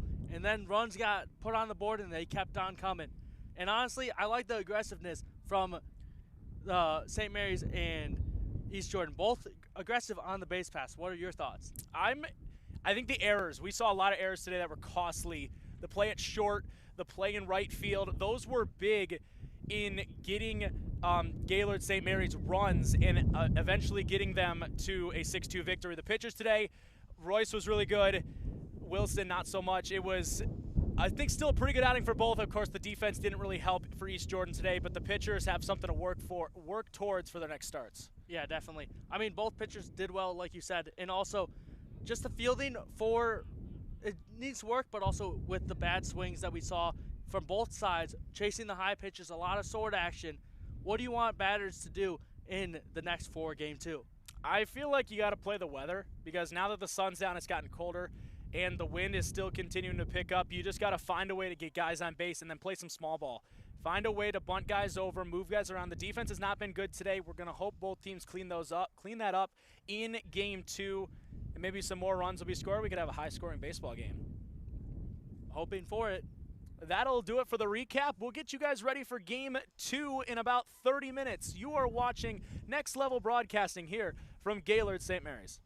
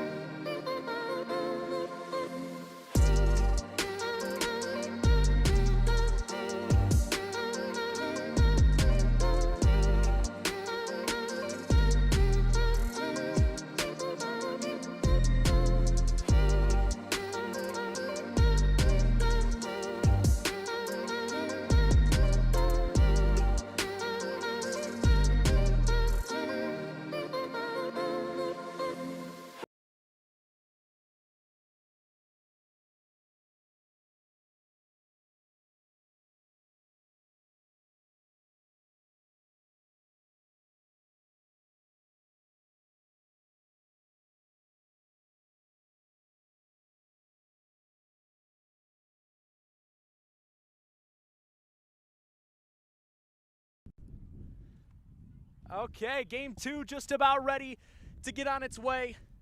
I'm the color guy, but I'm just going to introduce you to game 2 as we're just about ready. 6-2 your final score as Nick is getting his final touches before this game gets started. Welcome to the broadcast, Nick. Yeah, thanks, Evan. Yeah, sorry, fans watching. I had to run and get all my stuff as it blew away just the start of last game in game 1. But here in game 2, short of breath, I don't know why I am, but we're getting started for game 2, Evan. It should be an interesting one here today. Two teams that are arch rivals that are off to a good start. Met in the regionals last year. Let's play some baseball. Yep. Not much sun anymore, but the wind keeps coming. Pitch thrown. Call for ball. Game plan's probably going to be pretty much the same. Battle the wind. Try to get hits early. Get the pitchers rattled before they really settle in. Pitch 2. Swing and a miss. Got him on a little off-speed pitch there. As we heard from the center fielder, he was a little happy about that one. It should definitely be interesting, to say the least. This lefty throws a little bit differently, a lot slower. Ground ball down the third base line. That ends up in foul territory. Count will go to 1-2. As we are playing 6 innings today. Yeah. Somebody should have probably told us that as this game was getting going. Nobody told us that doubleheaders are 6 innings, but we made it through. We saw a really good ball game, and now Gaylord St. Mary's going for a sweep. 2-game sweep of the day. Yep. Pitcher sets, leg kick and deals. Curveball. Call for a ball. And yes, just like you said, Evan, this pitcher, comparative to the last pitcher, throwing very much slower. Not throwing 83. Yeah, really Pitch down. Really slowing down that tempo to start this game. We were told that that first game's kind of rushed. Second game, teams and players really settle in a little bit. Yeah, definitely. Full count, sets and kicks. Chopper to the 6th spot. He throws over. Runner is out at first. That was a very, very close play at the first base bag. In my unbiased opinion, I think he was safe. I do think he was safe. Of course, the umpire has jurisdiction. Definitely. Especially for the first out of the game. The coach isn't going to go talk to the umpire on that one. Pitch home. Call for a ball. Wind is still howling, as you may hear on our microphones. 1-0. Swing and a miss in the dirt. I would like to know what the velo is coming out of his hand because it's a lot slower than what we saw from Royce in game 1. And it's changing bat speeds and eye level right now. Pitch down. Looks to be called a strike. No. 2-1 count. Got to keep this one over the plate. 2 balls and a strike. That's a fly ball. Sent to shallow infield. First baseman gathers it, makes the catch. And now 2 away in this top of the frame of game 2. These two teams fighting for the playoffs. We still got to play the whole month of May still, basically, but playoffs are around the corner whether you like them or not. Well, who doesn't like playoffs? Everybody likes playoffs. Light kick and deals. Got him. Wind, just like it. Dirt kicking up. Gotta love it. As we move to the next pitch. Off speed. Back to the pitcher. A lot slower action, just like we were saying. These two teams have really slowed down the pace of today's game.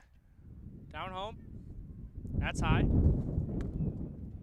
Count will move to 3-1. Chance to get a man on base. Curveball. Call for a strike.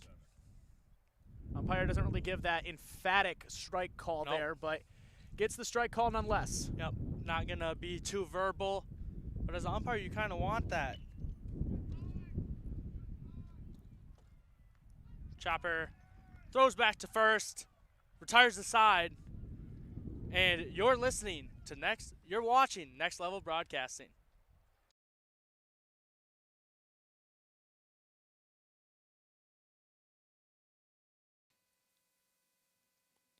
EJ is proud to support East Jordan Athletics here on Next Level Broadcasting, making it easy to stay in touch with your hometown team wherever you are. Compete with heart and play with integrity. EJ is the leader in the design, manufacture, and distribution of access solutions for water, sewer, drainage, telecommunication, and utility networks worldwide. Driven by unparalleled customer service, exceptional solutions, global expertise, and local understanding. That's EJ, a proud sponsor of tonight's game.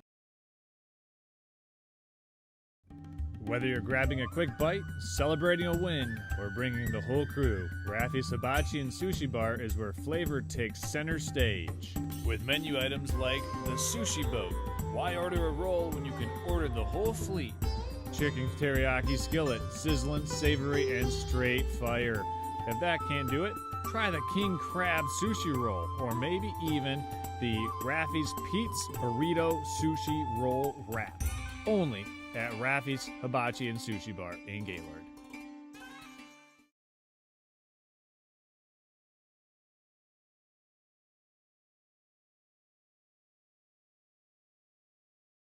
Or some bottom of the first action. Back now for the bottom of the first. Evan, top of the first, we saw some slow pitching, a lot slower start than game one, where the first 4 innings flew by. What are we going to possibly see now in the bottom of the first? Are we going to see more slow, or do you think that East Jordan is going to get the bats going early?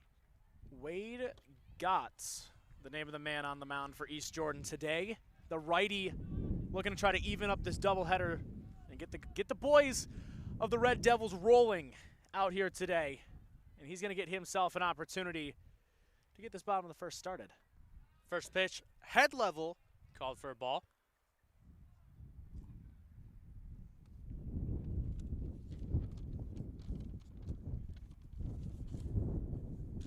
Second pitch, swing and a miss.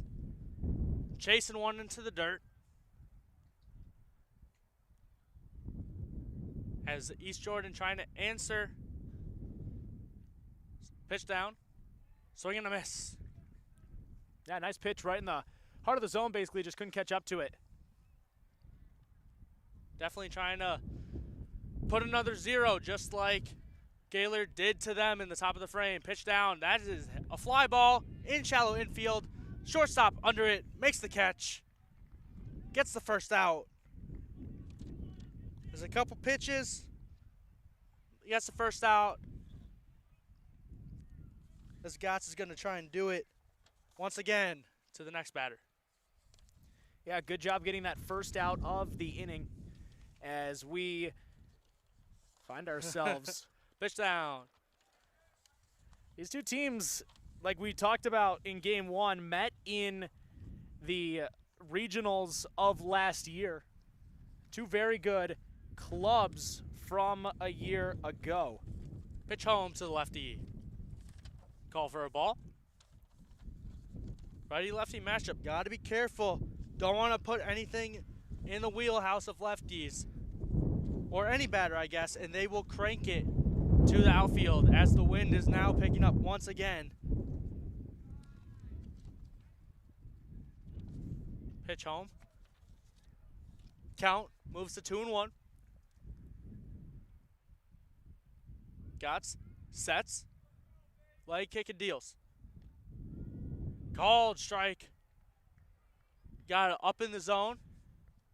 Umpire will call it a strike. Yeah, Kuznicki is the one who is in the batter's box right now for Gaylord. As he watches a ball into the dirt. Kuznicki gets a full count. Anything will happen here? Well, a foul ball can keep it going, but something can happen here, a strikeout or anything. Pitch thrown. Ball into the dirt, back to the backstop. And we keep it going as Kuznicki will walk his way to first base. And Gaylord gets something going. Evan, they got a base runner. East Jordan couldn't. How are we feeling? Opportunities. That's what these bring early in ball games with only one out on the board. Pitch was high. Throw down to second. Stand up safe. The stolen bases have been incredibly easy today. No real threat on the base paths coming from the catcher's point of view where he can't throw anybody out right now. Yeah, definitely. Even like to the third baseman, second, it's a little difficult, but as a catcher, you want to be able to get that ball thrown down. As wind kicks up, pitch from Gotts. Thrown down, called for a strike. And with your experience with sometimes calling baseball or softball, have you heard much vocalization from the umpire? Pitch thrown down, that's hit to right field. That bounces once or twice, throws down, runner at home, he pulls back and will stay at third. And now runners on the corners, and Gaylord, St. Mary's, threatening like they did back in game one. Yeah, Jacobson's now on third base, 90 feet away. Great swing over there. And now an opportunity, like you said, 90 feet away to get a run home. Wanting to start it early as there's still only one out, but it is a double play opportunity. The infield arm strength, though, hasn't shown much today. They've had a few Pickoff attempt. They've had a few double play opportunities. They just haven't really worked out. No, they have not. It's mostly been errors thrown over the person's head, but they want to try and get one here possibly and leave two stranded. As the throw was pickoff attempt to first, and he was back safe. Got sets, leg kick and deals. That's a little chopper through the infield into shallow left field. One run scores, throw to third in the cutoff, and now runners at the corners still, and Gaylord St. Mary's puts up a one spot.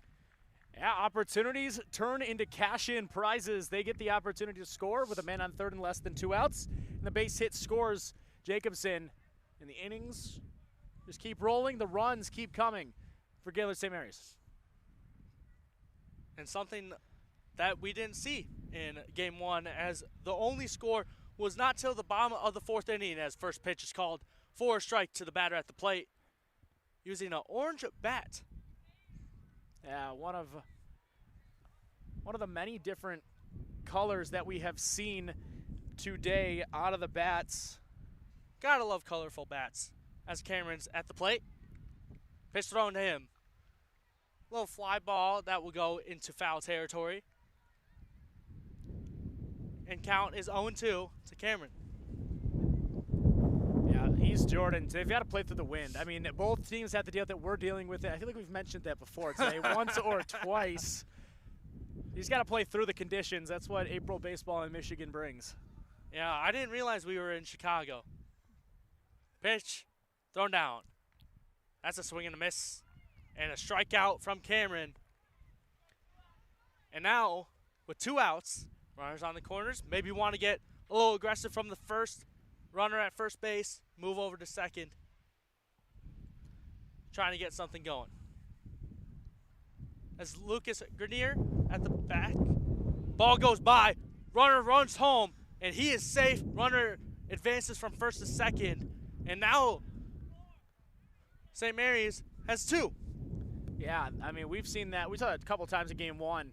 Pass balls have killed the Red Devils today. And now it's 2-0. That's Grenier. Grenier got sets. Light kick and deals. That's called for a ball high. A lot of high pitches. And the nice thing is, at least for the pitcher's perspective, wind is not really going to affect their throws unless it's 70-mile-per-hour winds, but you're not going to be playing in that. As a hit in the pop-up, shallow left field, third baseman on it. He can't make the catch. One run scores. Runner breaking to second, and he is safe. And now 3 runs have been scored. Grenier breaking it. Just third baseman, first of all, trying to go Willie Mays Hayes style to make the catch over the shoulder. Didn't work out. Good double, good base running. Everybody on the same page. 2 outs, 3 runs are home here. We're just getting going in the bottom of the first inning. As it looks like possibly, oh no, Grenier is going to give them his possible, nope, they are going to change runners. It's an interesting rule He's that doing a is. chest bump. Yeah, they did do a chest bump, and the smaller player went flying Yes. after that chest bump. It is an interesting rule, though, that we have seen of the pinch runner, and then Yes. they get to come back in the game. You see that in softball. That's a rule in softball Yes. as well. Not in baseball, unfortunately, for college least level college or the level. pros. First pitch, that's a fly ball to left field. He gets under it, and he will make the catch. And that, I believe, settles the side, but no. Throw into third, that gets by, and it will settle the side. Gaylord St. Mary's puts up a 3 spot. 3-0 ball game. We'll be back for the top of the second.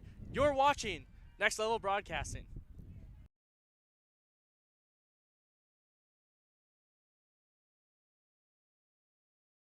When it comes to designing your perfect home, everyone deserves a safe, functional, and beautiful home, and the Inner Structure is your source for residential interior design. You can see for yourself at their 319 South Lake Street location here in East Jordan to see why their space planning, kitchen, bath, furnishings, and floor coverings need to go in your next home renovation. Once again, that's Inner Structure, your go-to interior home design located right here in East Jordan.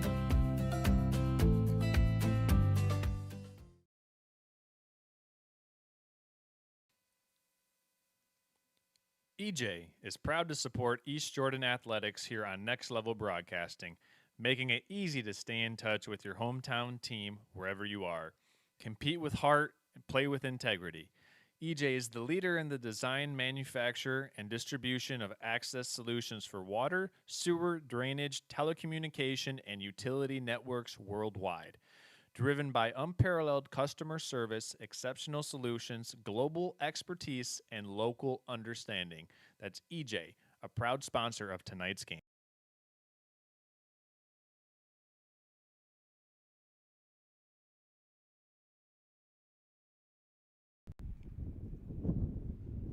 Back for some action here in the top of the frame after Gaylord St. Mary's puts up a 3 spot and runs in the first inning. Evan, we didn't see that till the bottom of the 4th in game 1, and Gaylord just kept on moving. Yeah, you see the offense just continuing to progress. It was a rough start. I mean, what, did we play 4 innings in almost 30 minutes to start the day?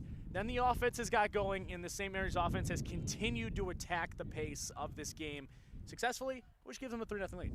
And it's interesting to see from, at least for Gaylord's standpoint, having 2 lefties on the bump in game 1 and now in game 2 as the first pitch home. That'll be called for a ball. To Trevor. Trevor Anais.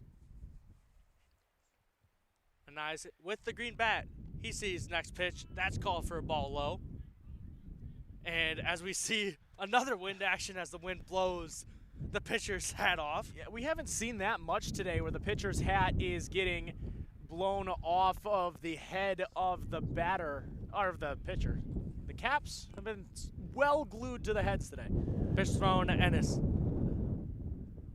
Call for a ball. Yeah, Ennis, an opportunity here. Just got to keep the guys moving. It was a rough end to game 1. You got to find a way to reset your brain and get going in game 2. Pitcher sets, leg kick and deals. That's a ball 4. Aness will move over to first, toss his bat towards the dugout. And now with a runner on, East Jordan trying to do some damage and get back a couple runs.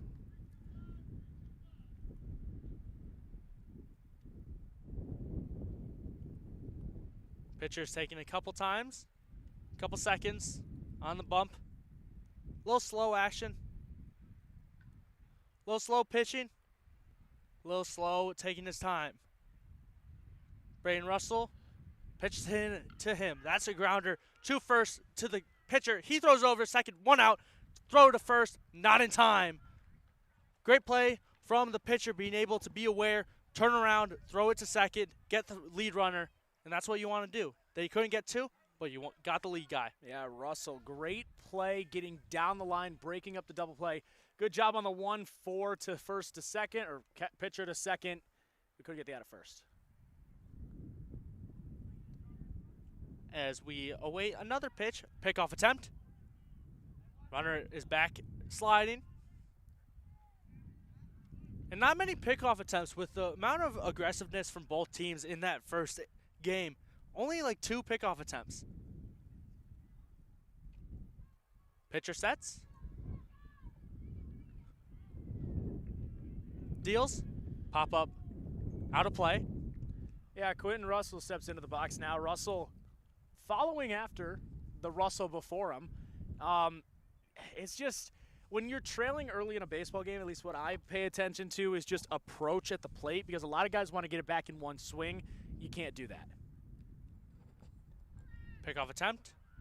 He's back safe. That one was a lot closer than the first. That was really a lot closer there. An interesting spot that the umpire is at, a little in front of the second base bag. Sometimes you can't get that. When you only have 2 umpires, that's kind of how you have to. Pitch thrown down, lays down a bunt. That trails into foul territory. Just how you have to be set up.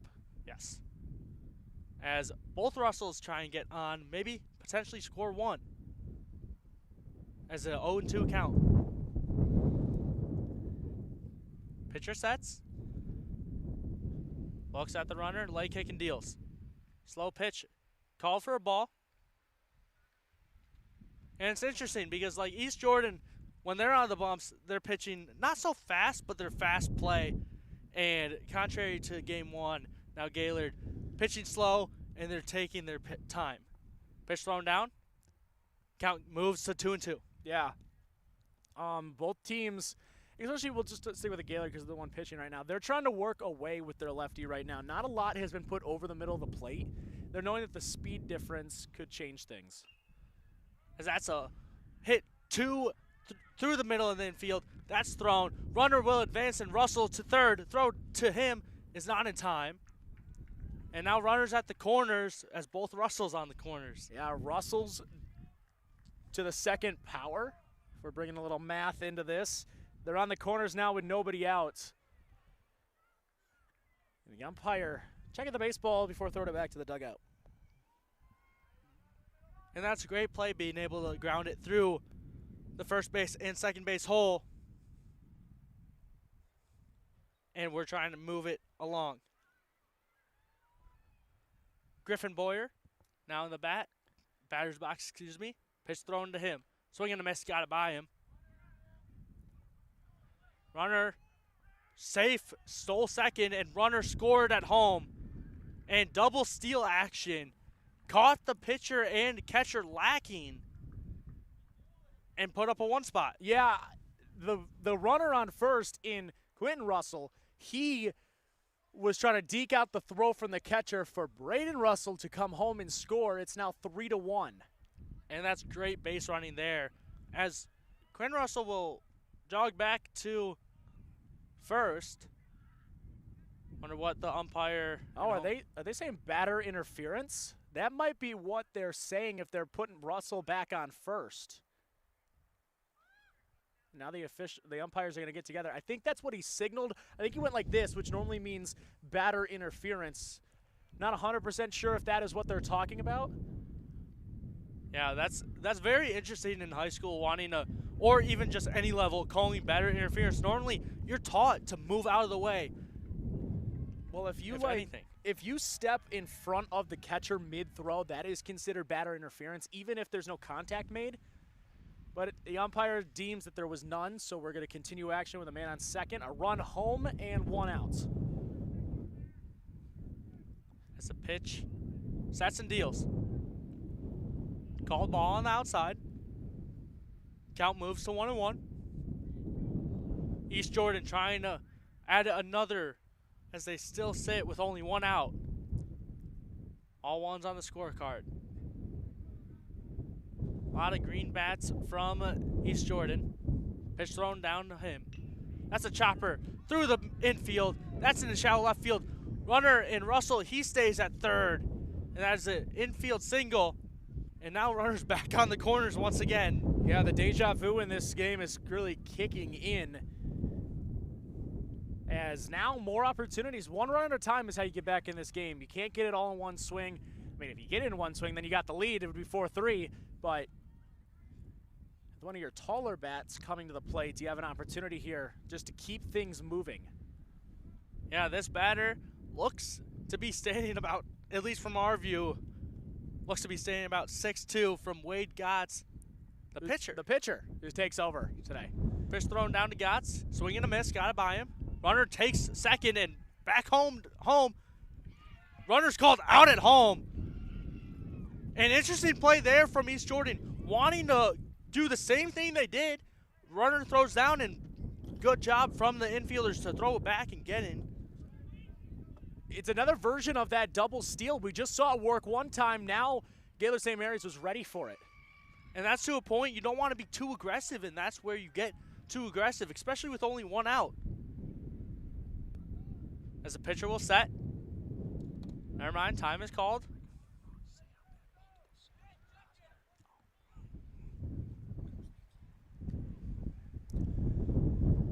More dust settles with the infield. Yeah, they're going to need to refill the infield with dirt. I mean, it's just being blown everywhere today. Runner's trying to be a little aggressive. Pitch down to Gotts. He watches the ball low. I always wondered, because I was never the guy that was in the lineup and pitching in my 2 years of baseball. I was either sitting on the bench or, I don't know, I played some right field once in a while. But I wonder what like the approach is for the pitcher to come to the plate with an RBI opportunity. Pitch down into the dirt. Good scoop by the catcher. Yeah, really good scoop. Good stop behind the plate. Able to get his body in front of the ball. I mean, that's what you want to do from a catcher, especially with slow balls. They're not going to get really behind the catcher, but they have in this one.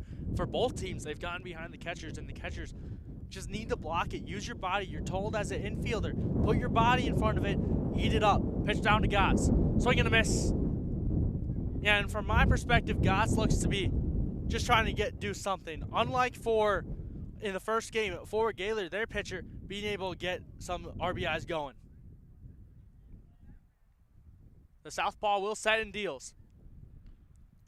Chopper down the first base line. That will settle into first and call out. And they put up one. East Jordan puts up a one spot. You'll be back for the bottom of the second. You're watching Next Level Broadcasting.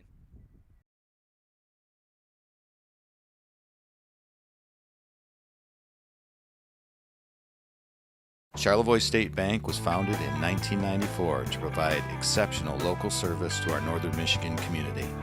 With 6 locations in Charlevoix, East Jordan, Boyne City, Ellsworth, and Beaver Island, we're here to make banking easy, right here in your neck of the woods with people you know. Charlevoix State Bank believes in the positive lessons of high school athletics and is a proud sponsor of tonight's game.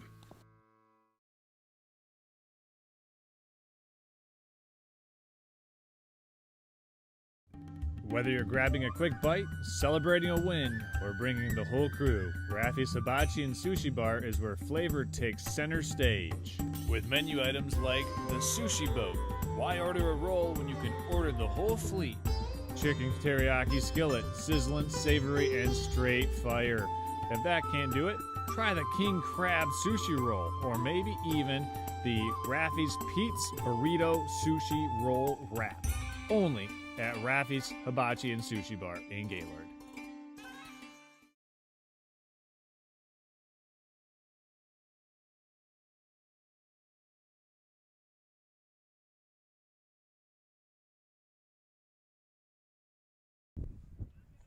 And a little action as East Jordan puts up 1, Gaylord St. Mary's puts up 3. And we're back for the bottom of the second. Evan, what have you seen so far from both these teams? I mean, the runs. I feel like runs are just at a premium right now. We saw incredibly pitched baseball in Game 1 up until the bottom of the 4th inning when everything broke loose. And that breaking loose continues here. That's a fly ball to shallow left field. One hop, left fielder gathers it. And that's a leadoff single for Gaylord St. Mary's.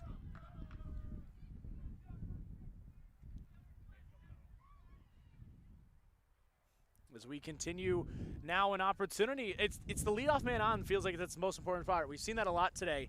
You got to be able to get these guys over, though. That's where those runs have come from. Pitcher checks, looks at the runner on first, sets and deals. Lays down a bunt. That's in fair territory. Throw down to first. Got the runner, but advances the runner to second.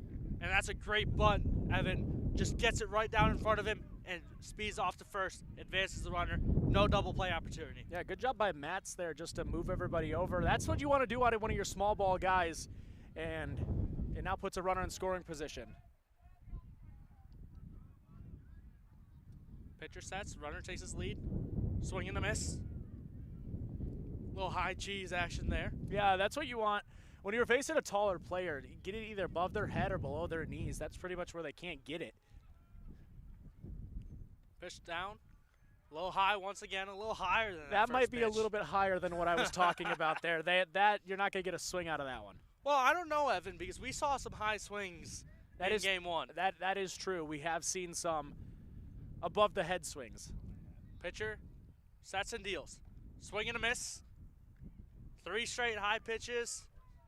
Going about chest high. Maybe that second one was a little head high. That's just a lack of plate discipline right there. You can't be swinging and missing at the pitch that you've seen 3 times now at your eyes. Definitely. 1 ball, 2 strikes. Pitch down. They hit him. Ball hit the batter, and he will jog to first base. And that's not what you want to see. You're in a 1-2 count. You're trying to be aggressive. You're getting pitches by him, and then you hit the guy. That's not what you want to see. I guess, well, in any case, you don't want to hit the guy. But that would lead to now first and second. So in this situation, you got to lock in. Maybe a double steal opportunity If you're possibly here. Maybe they were thinking about it. That was a pitch out right there. I doubt with the speed on the base paths right now, you're not going to get an opportunity. I mean, you have an opportunity. No one's been thrown out today really trying to steal second or third base. Goss throws down. Called ball once again. 2-0 count to Jacobson. Runners staying on second and first, take their leads. Got sets, leg kick and deals. That's a fly ball to right field. Right fielder going at it, can't get to it. That 1 run scores. Runner to second, he stays at second. And interesting there, Evan, not the runner at first, going to only second, not wanting to advance to third. Yeah, that's a great swing, though, by Jacobson. It puts another run on the board. It makes it 4-1 now. There's now first and second, continuing the same spot of 1 out. And I feel like when East Jordan was trying to get that ball in there was no real direction of where they were trying to get it. So no advancement from anyone else. Probably honestly saves them just because of the lack of communication. That's another line drive to right field. That gets down. That's a foul ball, excuse me. It does get down, just in foul territory. Yes.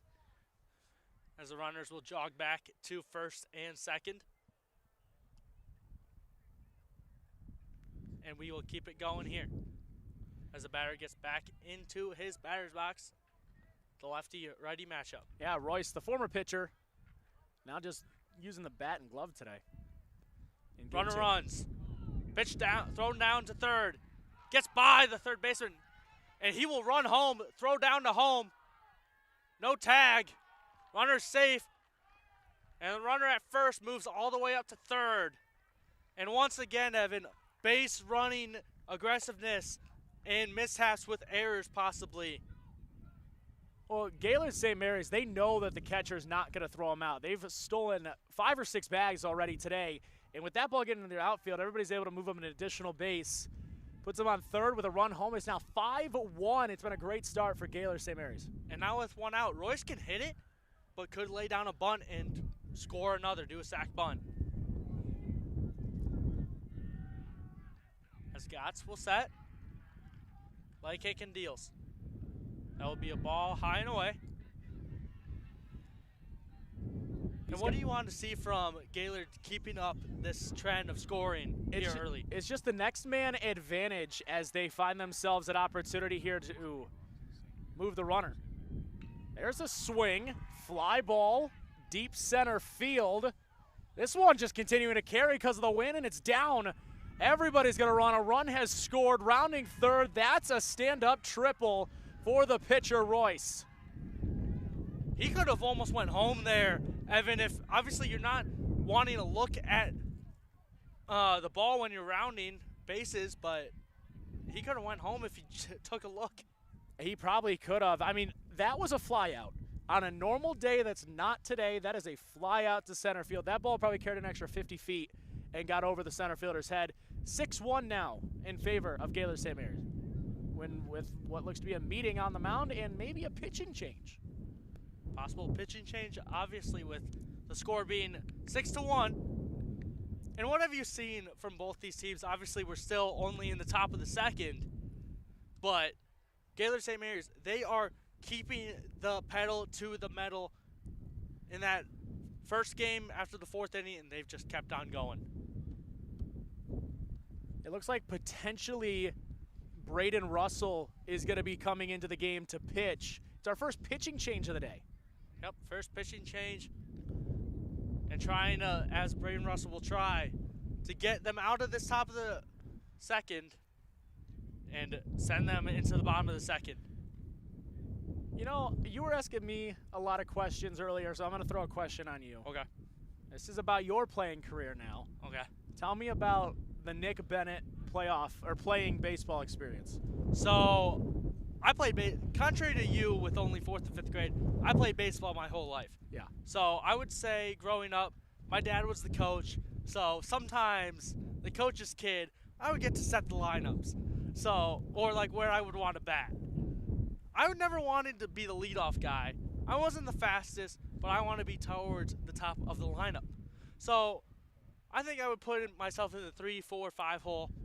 I want you to guess, Evan, actually. I don't want a straight up answer. I want you to guess. I played 2 positions mostly. I want you to guess those 2 positions that I played on the baseball diamond. As we keep it going here, as the batters get back into the right-hander's batter's box. As Russell will check the runner. No runners, excuse me. As Logan Grenier, pitch thrown down, gets behind the catcher. No running advancement there. Now man on third still. Okay, so I feel like a little bit of right field maybe could have been your position. I could see maybe third base, maybe catcher. That's one. I was always a great catch. I wouldn't say great catcher, but I loved playing catcher behind the plate unless it's a hot day. Throw down from Russell. That pitch, good scoop from the catcher, kept it in front of him. A little pushed off to the right. We're not talking like a DH, right? Doesn't count? No, okay. Designator does not count. Personally, I don't really think that's an option in high school or growing up. Pitch thrown down from Russell. That gets over the catcher's head. Runner runs through home, stand up, advances. And that score makes it 7-1. Yeah, it's getting out of hand. East Jordan, they're losing their momentum. They're losing their gears, I would say. The gears aren't moving as well as they did in the first 4 innings. Gaylord St. Mary's has found themselves just a dominant baseball team, just showing that they're dominant today. And with still only 1 out, you're just trying to get something going here as Logan Grenier will walk to first base. Yeah, that's ball 4, and it keeps the line moving. I mean, I've been really impressed with the station-to-station batting today by Gaylord St. Mary's. Especially with, in this game, they're hitting it hard into the outfield as that pitch is over the third baseman's head. That travels into shallow left field, excuse me. Runners advance to second, and now one runner is going position, and now a runner at first. Now with another person coming to the plate for Gaylord St. Mary's. I actually found a fun fact. You know when they say ducks on the pond? Yeah. That only stands for the players in scoring position. Really? So technically, you only got 1 duck on the pond right now. At least that's what I've been told. Is the other one on the shoreline, you would say? Yeah, like trying to test the temperature. Testing the temperature of the bathtub or pond as Russell looks to set once again. He stares down, checks a little runner at first, he throws down. Pitch a little low, call for a ball. This is another situation. I mean, with Gaylord up now, with Gaylord St. Mary's up now 7-1, and it's just continuing to grow. Pitch thrown down. That's hit to left field. Left fielder gets under it. Does not make the catch. That gets by him. 1 run, rounding to home. Runner will stay at second, and another run into the scorebook for Gaylord St. Mary's. And now it's an 8-1 ball game. 8-1 in the bottom of the second. Lucas Grenier with a beautiful swing down the left field line. And now Gaylord St. Mary's, as the wind keeps up, and the wind just knocked over our table to our right, and I was not expecting that. I'm pretty sure we're still on air, though. Yes, Yeah. I would hope so. As that's a foul ball behind the plate. Count is 0-1. Yeah, And Evan, there's still 1 out. that caught me off guard. I got to regroup my head for a second. Okay, That all good. That caught me off guard. Vernier at the plate. Watch his strike 2. It's I mean, 8-1, keep the line moving. Station to station offense. If you're East Jordan, you just got to find a way to get in out, find a way to get back in the dugout, find a way to get your bats going. There's Pitch throw down to Vernier. He chops it in a little shallow fly ball. Runner rounds third. Throw down home. Not in time. Excuse me, it is in time. Runner called safe. And it keeps on going as Gaylord St. Mary's now puts up. Looking at the replay, yeah, out from home plate umpire. Yeah, he got the tag down. So aggressive base running now leads to a mistake for the first time today for Gaylord St. Mary's. As we will now see, looks to be another runner change. Excuse me, not pitchy change. A pinch runner, Lucas Grenier, is going to go out, and they're going to bring in a new person as Matz will step to the plate. And that's the type of hits that you see only in like video games, Evan. A little shallow fly ball gets over the head of the middle infielders and in the shallow center field. As we will now keep this ball game going. First pitch caught by the catcher. That looked like it was going to go to the backstop and advance runners. Good job getting out of his stance, though, and finding an opportunity to get up and get that ball. That would have been a free 90 feet for both people on base. Russell checks the runner. Runners are all back. Didn't throw the ball, and I'm glad he did not throw the ball. That would have went to center field rather easily. Yes, definitely. Russell sets. Looks at the runner on second, leg kick, deals. Ball low. And now they finally got the second out, obviously on a aggressive runner change. But they went so many at-bats after the pitching change, and they kept on scoring and did not get out. Next pitch home is called for another ball. And now we have a 3-0 count as they try to load the bases. I don't think they're trying to load the bases, but they do. Another ball, and they do load the bases. Another ball loads the bases like you just said, and now an opportunity to just keep the line. I don't know how many times I'm going to say keep the line moving because it's all we're seeing. It's just good at bat after good at bat. And do you want to apply for copyright for that? I might. I could probably make some money off it. Pitch from Russell, call for a ball low. A little low and away.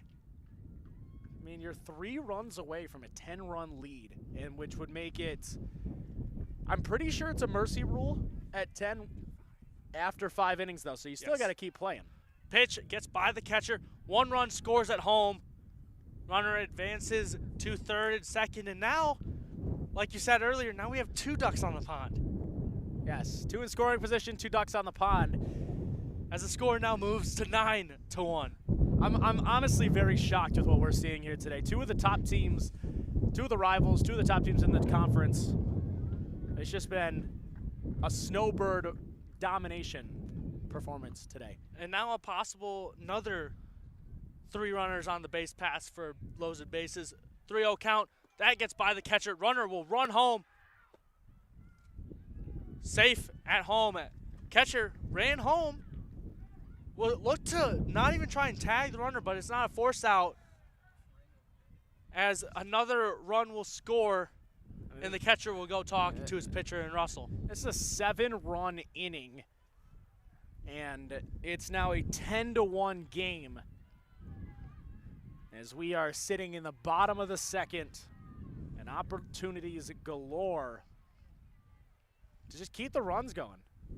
Yeah, when I was not expecting after that first game. Well, obviously we saw aggressive base running. Nothing like this. No, this has been very aggressive on the base paths. And a lot of the defensive mistakes, though, for East Jordan have helped with that cause. Pitch from Russell, gets it by the batter for a swing and a miss. Probably the first swing and miss that I've seen in a couple at-bats. Yeah, what do you think? I'm going to turn this out to you. What do you think that East Jordan's going to do when they get back to the dugout? How did the mind change? Pitch from Russell, runner runs, steals, takes it back. I want a steal counter. I want a steal counter right now. We're over 10, I know that. We're well over 10. In the inning, probably. 0-2 count. A little high. Count will move to 1-2.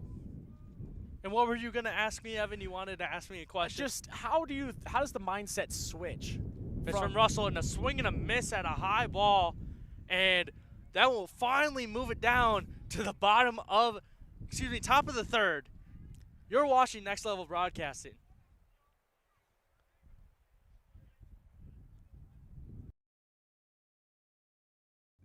Whether you're grabbing a quick bite, celebrating a win, or bringing the whole crew, Raffi's Hibachi and Sushi Bar is where flavor takes center stage. With menu items like the Sushi Boat. Why order a roll when you can order the whole fleet? Chicken teriyaki skillet, sizzling, savory, and straight fire. If that can't do it, try the King Crab Sushi Roll, or maybe even the Raffi's Pete's Burrito Sushi Roll Wrap. Only at Raffi's Hibachi and Sushi Bar in Gaylord.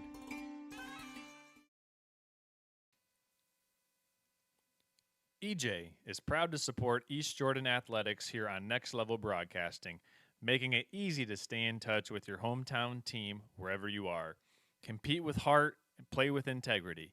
EJ is the leader in the design, manufacture, and distribution of access solutions for water, sewer, drainage, telecommunication, and utility networks worldwide.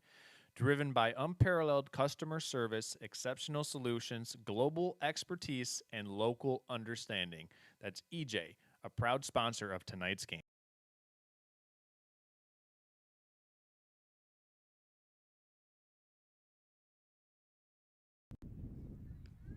And after a lot of runs scored in the bottom of the second, now to the top of the third, as Gaylord St. Mary's trying to shut it down and get the bats back.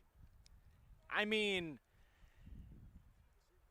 on one hand, since it's cold, you kind of want your pitcher out there a little bit. But on the other hand, you like offense more than defense. Swing and a miss, got it by him. And Kazanicki on the bump. Pitching a little slow, like we've said all game. Pitch from him. Swing and a miss. Kind of speeding up, maybe getting a little warmer and wanting to shed away from the off-speed pitches and move more to the fastballs. Yeah, Kuznicki is just having a day. There's a ground ball. Ground ball. Throw over to the pitcher. And the runner is safe at first. That's going to be a throwing error against the first baseman as the pitcher's coming to cover. It's just a bad throw. When you're running towards first base, you have to lead the pitcher. You can't throw it behind him or you're never going to get anywhere. You got to be a quarterback. You got to be a quarterback leading your receiver. You got to do that. Yes. And the first baseman did not do that right there. First baseman, they're probably more used to staying on the bag and getting throws, but yeah, you got to be prepared for that. Yeah. Check off at the first. He's backsliding. You know, Gaylord St. Mary's the only one that's thrown over to first. I don't think East Jordan's really ever thrown over to first. I think they've thrown over to first in the first game once. Okay. As pitcher sets, leg kick and deals. That's a chopper to shortstop. He throws over first. Second makes the first out. Throw to first is safe. Fielder's choice, though. That still helps. Gets you your first out on the board, and you kind of just switch runners at first. That's all that happens. Yeah, and you get the lead runner. You don't want to go straight to straight to first, excuse me. You want to go to second if you can to get the lead runner. And we haven't, to my knowledge, we haven't seen a double play in this one yet. No, it's been a lot of speed on the base paths that have been able to get that guy safe at first despite the out at second. Like kick and deal. That's a liner down the first base line into shallow right field. Right fielder gathers it. He throws it to his cutoff. No advancement to third. But now one duck on the pond, one on land. And for those maybe not now joining us, that means one runner in scoring position and one at first base. I might take that from you. Well, I honestly don't know if it's right because ducks on the pond, I mean, it kind of feels like it's for everybody. But I guess the technically logical term is it's only for the person in scoring position. But yes, there's ducks, plural, on the pond right now, despite only one being in scoring position. Pitcher steps off. Now steps back on the rubber. And the outfielders, they're having a little wristbands checking it. Pitch thrown down. Call for a ball. Not much time you see that in baseball, only like in college level. I've seen the pitchers and catchers having wristbands.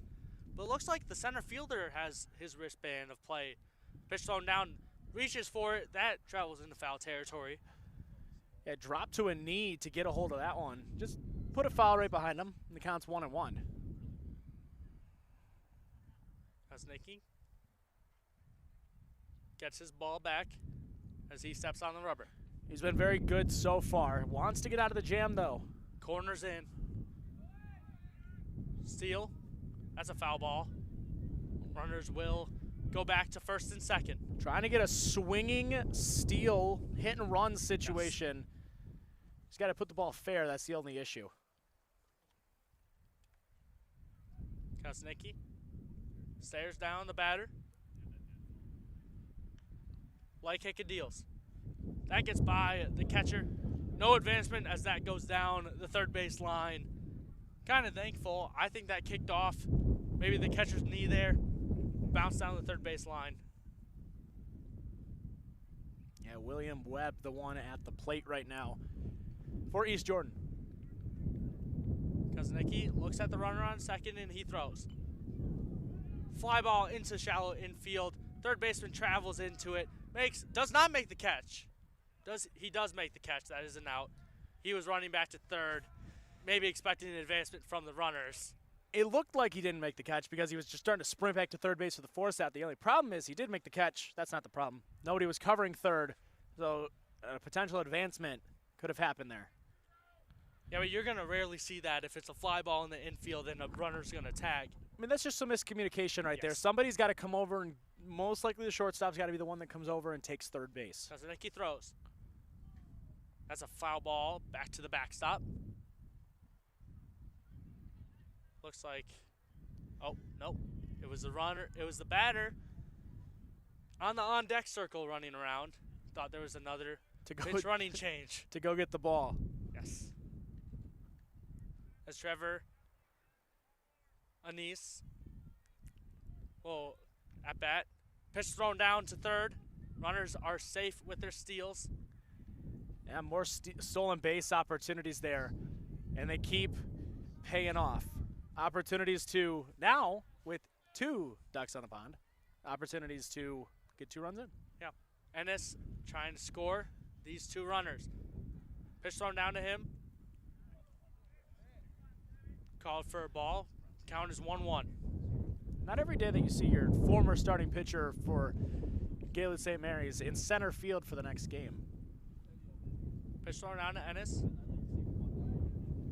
He watches a strike. Kind of on the outside. Chance to get out of this inning and get those bats back up in a 9-run game. That win. Pitch thrown down. That's a chopper back to second base. He throws over to first, makes the out, and that is a 6-3. And we travel down after a 3. We go down to the bottom of the third. You're watching Next Level Broadcasting.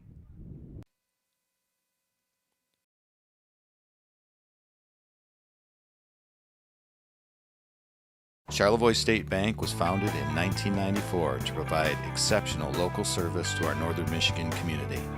With 6 locations in Charlevoix, East Jordan, Boyne City, Ellsworth, and Beaver Island, we're here to make banking easy, right here in your neck of the woods with people you know. Charlevoix State Bank believes in the positive lessons of high school athletics and is a proud sponsor of tonight's game.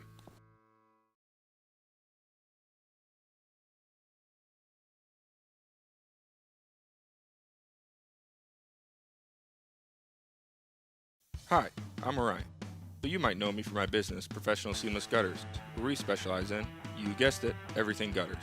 New installations, replacements, cleaning, leaf guards, rain chains, and much more. But unlike other service providers, when you call Professional Seamless Gutters, you get me, Orion, not some bum intern or call center recording. So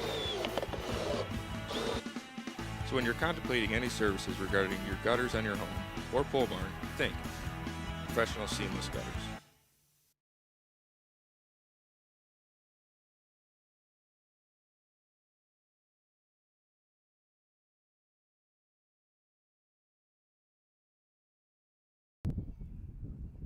Bottom of the third action, Gaylord St. Mary's trying to keep the pedal to the metal after they leave it with a 0 spot to East Jordan.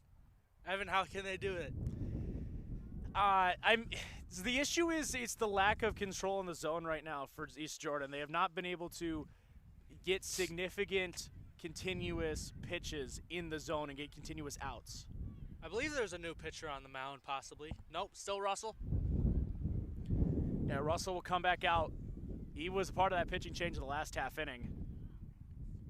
As it looks like some of their infielders wanted to grab some long sleeves, possibly in this cold action. I don't blame them. It has gotten...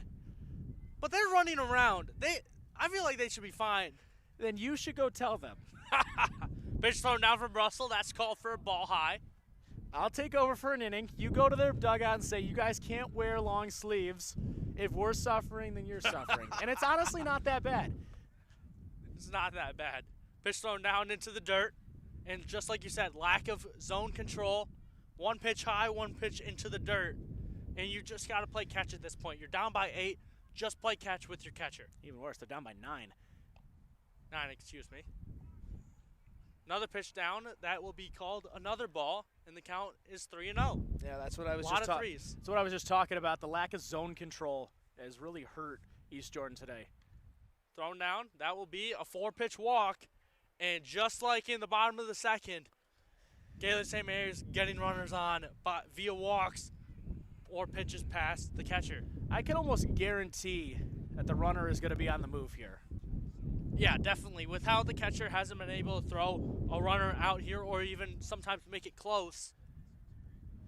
Okay, here's another thing. Pitch in the dirt. You've got your shortstop and your third baseman wearing hoodies. I didn't notice that. How is that allowed that we can't see the numbers? I feel like that hurts us as broadcasters. Yeah, I mean, I can see that. I don't know. Pitch thrown down from Russell. That's a fly ball. That hits deep center field. Runners, it's over the wall! A 2-run shot! Cal Royce, the pitcher, doing everything in Game 1 and Game 2. Just a perfect pitch to swing at. He puts it right down the middle and sends it over the center field wall. Runs are going to score because of it, and the lead is now a 12-1 in favor of Gaylord St. Mary's. And that's just a great swing to be able to get it over center field. I know it's windy. We were expecting some action here. 372 feet. That's a major league swing right there. Ball going 372 feet. As we are going to go get said ball. And off the crack of the bat, I was thinking that was a deep fly to center field. I was not expecting that to go over the wall. It's the wind pushing it, and now a pitching change. It looks like, again, we're going to get a new person on the mound. And that is going to be now an 11-run differential as our producer getting the ball. A little ball action. Center field. Should I, We're gonna throw it back. oh, darn it. I was thinking I was going to be able to write down with a pen first home run call of high school. But it's fine as we are doing a pitcher exchange. And as we're going to keep it going. And with this pitching change, we're gonna keep it here. And that's just a great swing from the pitcher. He did it all in the first game, scored a couple RBIs in game 1, and now in game 2, he just keeps it going. Looks like it was his name's Sonny, by the way. As he's gonna want to keep that baseball, unless if that's not his first home run, which I'd be shocked if that was his first home run off a swing like that. I'm keeping that baseball. I'm putting it in my bag and writing on it this date, this field, how far it went. I kind of wish that I got to keep that ball. Why would it be yours? I think it would be mine over it because I called the home run. Fine. But with this pitching change, batter now at the box, but with it slowing down possibly a little bit, pitch thrown down, watches ball 1 away. You got my catcher position. What's my second position? Oh, geez, we're back to this. So what did I already said like had the position, second base? Yes. There you we got go. it. Second base. I loved my second base position. Pitch thrown down into the dirt once again. And control issues are affecting all of East Jordan besides the starting pitcher in game 1. Well, and now that 10-run lead comes into a part of this because of the mercy rule. Thrown down, third pitch, and now it's 3-0. The mercy rule is basically up 10 after 5 innings, but if we get through the top of the 4th, then the game is over. Yes. Pitch thrown down. Because of the home team is up. We got that. Another 4-pitch walk. We began. I was thinking of asking you this, Evan. I might as well ask it now. Over, under, since we're still no outs, how many walks? Over, under, let's say 7 walks this inning.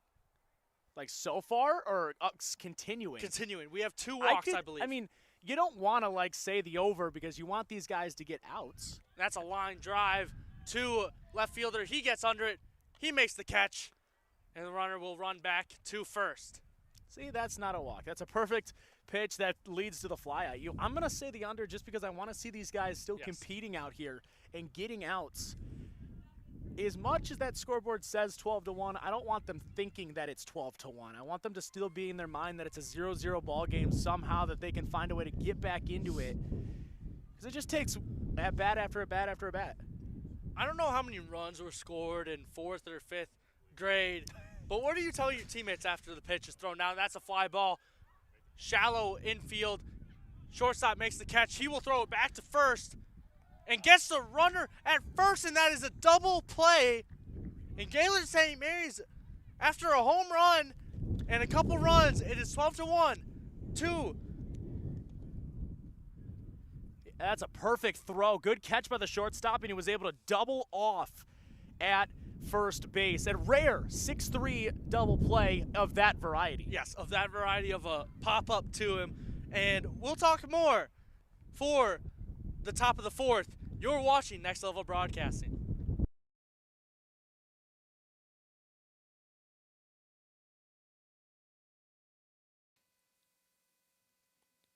EJ is proud to support East Jordan Athletics here on Next Level Broadcasting, making it easy to stay in touch with your hometown team wherever you are.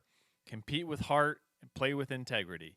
EJ is the leader in the design, manufacture, and distribution of access solutions for water, sewer, drainage, telecommunication, and utility networks worldwide. Driven by unparalleled customer service, exceptional solutions, global expertise, and local understanding. That's EJ, a proud sponsor of tonight's game.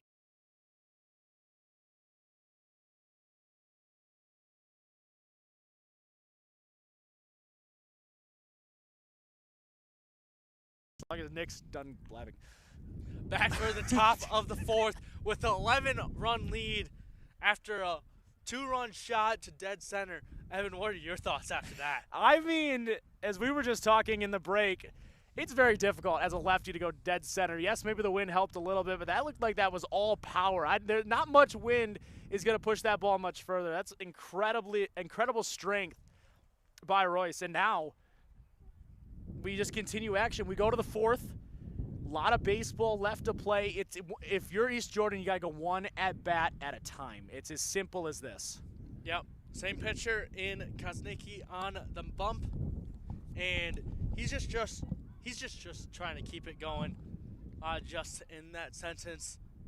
And yeah, East Jordan trying to do something. They're down 11 runs. You want to, just like Evan said, you want to take it one at bat at a time. You don't want to be too hasty, as the infielders and the pitchers, and the pitcher, not pitchers. There's only one pitcher on the bump, I would hope.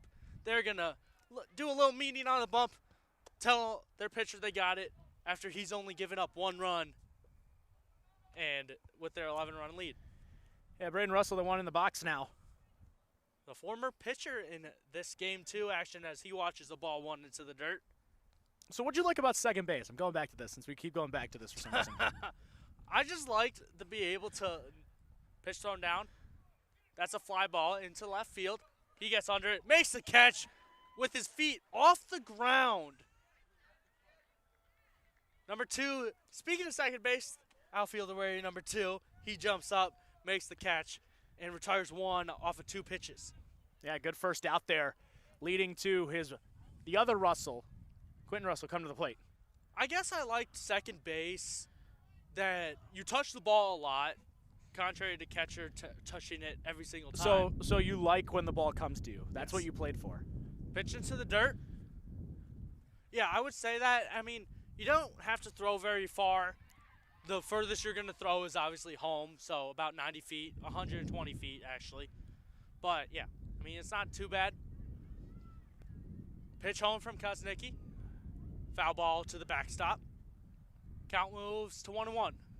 All ones for East Jordan. 1 run on the scorecard, 1-1 count to the batter, and 1 out. Yeah, it should be interesting to see just where you want to locate this 1-1 pitch because you got an even count here. You want to get ahead in the count. Kosnicki's pitch. That's another fly ball, but that's in foul territory. He's getting good bat on it. It's going straight up. They're not barreling it as well as they would want to, of course. I mean, it's a slow pitching. You're not going to get very far hits off of slow pitching. You're not going to get the exit velocity up there. As next pitch to the batter is called for a ball, count moves to 2-2. So 2 balls, 2 strikes. As the wind is picking up more, but it's going about center to left field, and a reach hit that goes into foul territory. And a lot of reaching, I wouldn't say just from East Jordan, but in game 1 we saw it from Gaylord St. Mary's, but definitely from East Jordan. A lot of reaching in the batter's box. Yeah, they're not consistently being in the zone. Kosnicki pitches. That's hit to shallow left field. He gets under it, and he makes the first out, and now the second out. So 2 outs now here in the top of the 4th inning.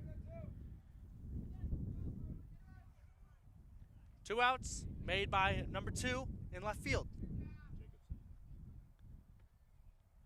As Jacobson is into the box. Jacobson is the left fielder, excuse us.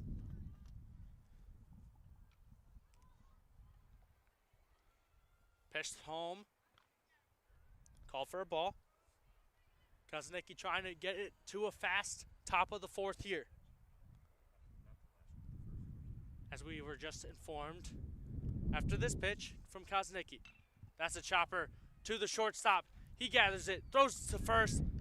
Throw is not in time.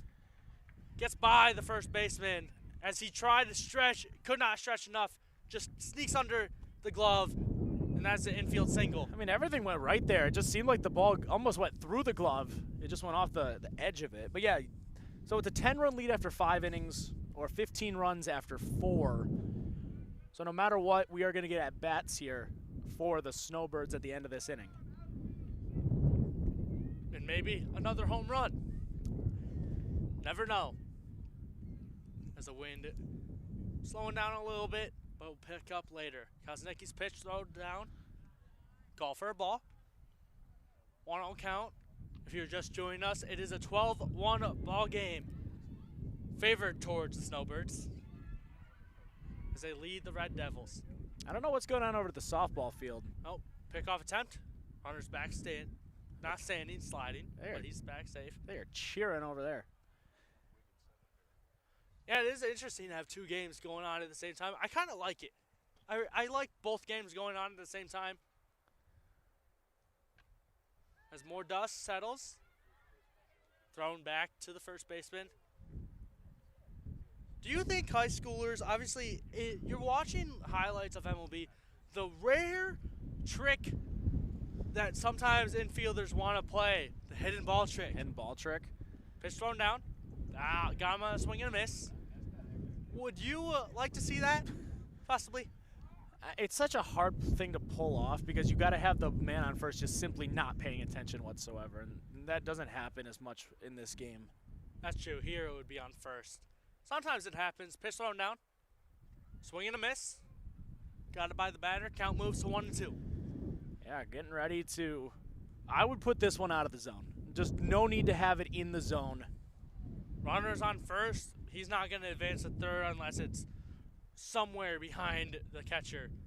As a pitch thrown down, called for a ball, and just like you said, out of the zone. If he wants to reach for it, he'll reach for it.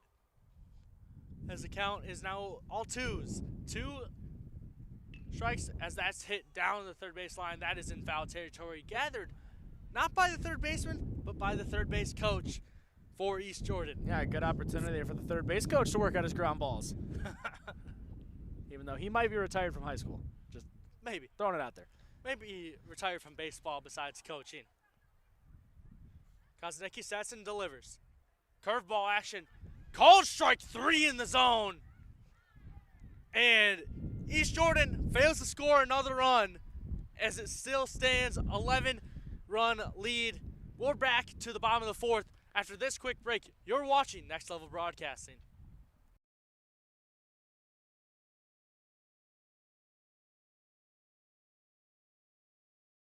Charlevoix State Bank was founded in 1994 to provide exceptional local service to our northern Michigan community. With 6 locations in Charlevoix, East Jordan, Boyne City, Ellsworth, and Beaver Island, we're here to make banking easy, right here in your neck of the woods, with people you know. Charlevoix State Bank believes in the positive lessons of high school athletics and is a proud sponsor of tonight's game.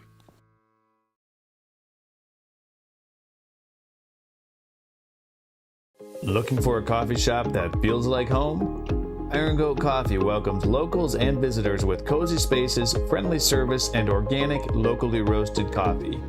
Find them in East Jordan and Walloon Lake. And while you're there, enjoy the best coffee in northern Michigan, right there at Iron Goat Coffee.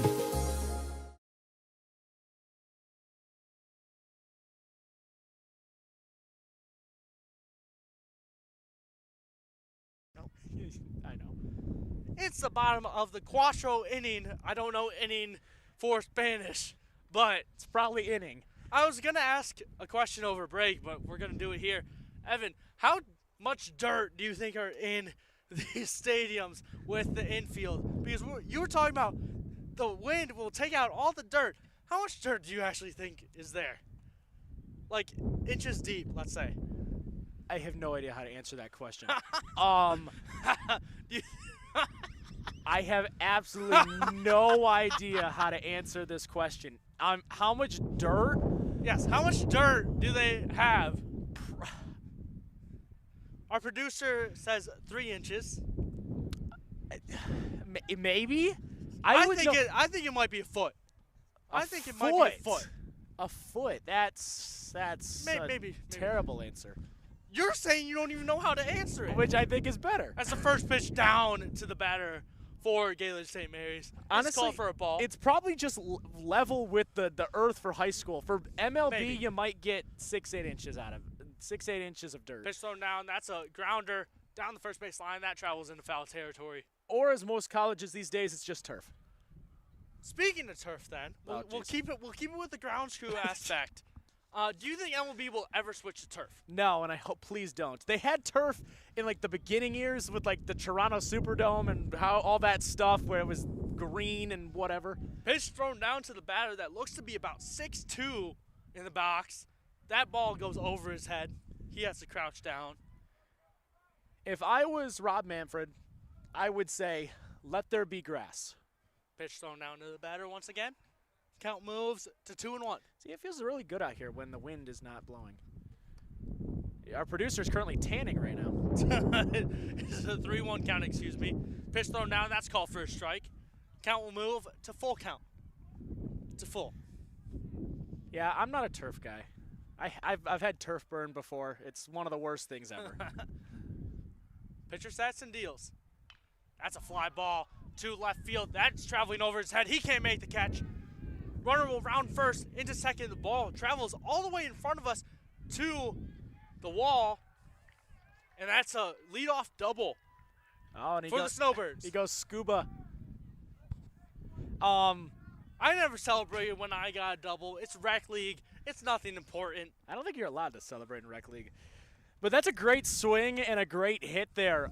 It leads off the inning with the double. And you just again, the motions in this game have gone really well for Gaylord St. Mary's. The Snowbirds have just been able to capitalize on the little things, which just put them up 12-1. First pitch to the next batter is called for a strike. And what are you going to do there, Evan? That ball almost came to us about, let's say, 20 feet from getting over the wall and had that chance to hitting our table here. Pitch thrown down. That's a fly ball. That goes into foul territory over the East Jordan dugout. But what's the plan? Are you going to try and reach? Yes.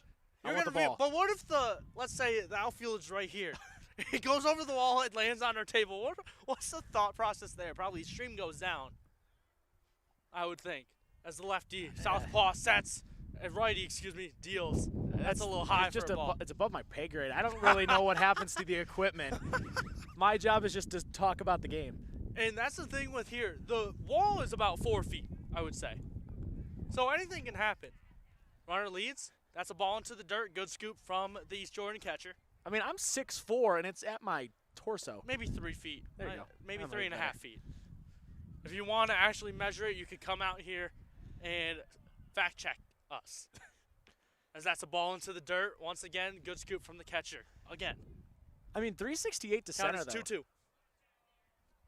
3-2, excuse me. They were a little delayed. But good on them for keeping up. Some high schools don't even have scoreboards. Here's the pitch thrown down.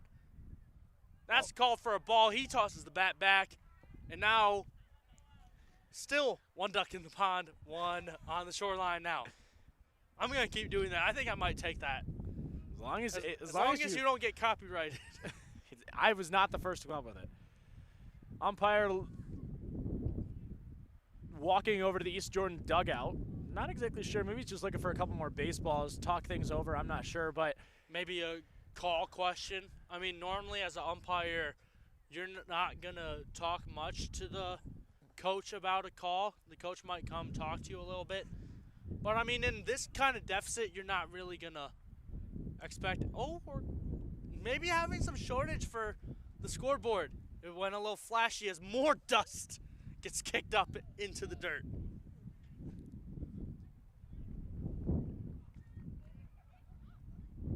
Runners take their lead. Pitch thrown down. That's in for a strike.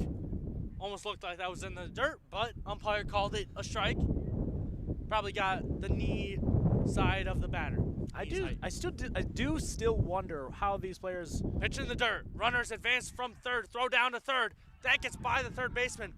And the runner trying to advance, he will move back to third. Very smart decision there not to go home. He would have been out by 60 feet, 6 inches. Pending the throw from the outfielder, but yes, most likely he would have been out because he could have threw it to the cutoff and then threw it home. If he didn't slide and he just rounded and went, he would have been safe. But I'm glad he didn't go. I'd be shocked if he tried to round there when the throw was down in time. Pitch thrown down, swing and a miss. It's a 1-2 count to the batter as we try to keep it warm level here. Do a couple hops. Pitcher sets, leg kick and deals. That's a high ball. And now, excuse me, now with the runner advancements, I didn't see the first baseman advance. Runner at first advance, 2 in the pond. 2 ducks in the pond. 2 ducks. Righty sets, leg kick and deals. That's a swing and a miss. Looked to be almost a throw down from the catcher as that becomes the second out, I believe, here. Still 1 out. Yeah, it's still 1 out. Still 1 out. Because of the walks And the walks and the stolen bases kind of get bunched in there. They kind of thinks there's an out, but there's only one still. Pitch thrown down to the new batter. Almost hit the head, but that's high for a ball. And that's something you don't want to see, obviously. It's fine to hit it's not fine to hit a batter. Don't get me wrong. Pitch thrown down, fly ball out of play. That ball could have went somewhere if he was on time. He had a good barrel on that and just went foul. Especially with the metal bats that keep getting created in this day and age. Yeah, the bat designs and the bats these kids have on these teams have actually been pretty cool. Same with the college guys that we've seen this year. Leg kick. Pitch hit, but goes foul. Count is 1-2. 12-1. 12-1, yes. Bottom of the fourth. Bottom of the fourth. If they could score, if Gaylord St. Mary's could score 3, that is mercy. No, 4. They can score 4.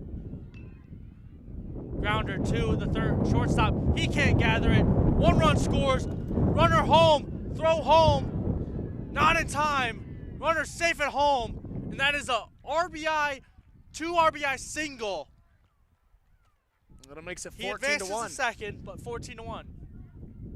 Yes, excuse me, it is 4 runs, but now it is 2. Now it is 2 runs. A home run. I forgot about the 1 run. Now it's 14-1. A home run is considered a walk-off. We do not have the pitcher at the plate. I saw a lefty. Yeah, a lefty comes up here with an opportunity to maybe go dead right field, not dead center. Pitch thrown down. Rare to have a walk-off win when you're up by 13 runs, but that's just the day and age that you live in. It happens in all the sports except for MLB because there's no mercy rule. Nope. It could be a 30-0 ball game, and there's no mercy in MLB. That's a fly ball. That's the shallow left field. Left fielder calls off the shortstop. He makes the catch. That's now 2 outs. Runner stays at second, however. Yeah, now you're going to need a base hit to score that run from second base. And just like we were talking about earlier, Evan, with East Jordan wearing hoodies over, I mean, they're wearing the same hoodies, it looks like. Yeah. But, like, in my opinion, put the hoodie on under the jersey. That they might have not have just had enough time to change, but it's been a couple innings now, so. That's a ball high. 2 outs. No strikes to the batter. 14-1 game. Pitch set. Throw down. Call for another ball high. Yeah, puts a hitter's count. 2 balls, no strikes with 2 outs on the board.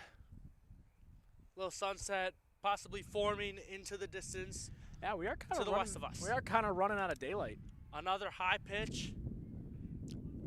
I mean, what would you say to the pitcher that's throwing a little high? What would you kind of tip to him? Just take a deep breath. It's catch with your catcher. Pitch thrown. That's a fly ball to left field. Left field ranging towards it, and that will land in foul territory. And the runner from second crossed the plate as soon as that ball landed. That is speed, but it's also height from the pitch, from the hit. Opportunity, though, continuing play to not put this one in fair territory. It's now, it should be 2 balls and a strike. Yes, it should be. Let's call it 2 balls and a strike. Now it says it's full count. Well, they say it's full thrown count. down. It is a full count. And it's ball and 4. Now it's ball 4, yes. So the bases are now 66% loaded. I like. Where's the? It's 66.666. Yeah, there you go. All the way. If you round up, 66.7 if you want to do that. If you want to round up, it would be tactic. If you want to round up enough, it's 67%. Pitch thrown down. Runners stealing to third. Runners advance to second and third. As my color analyst takes off his headset after a little joke of action that I said I would never do on the drive up here, but I just did. Do you know that pitch thrown down? You're going to be fired? That's a swing and a miss. You're going to be fired for saying 6-7 on this broadcast? I did not say it. Yeah, but you emphasized. They can't see me. I can see you. That is true. Pitch leg kick deals. That's called for a strike. I believe it should be 1-1 count, but it's a 0-1 count on the scoreboard. Scoreboard's kind of lost its Well, when accuracy. it's a 13-run game, runs, steals second, that's a pop-up. First baseman under it makes the catch, retires the side. We go to the 5th. We go to the top of the 5th. You're watching Next Level Broadcasting.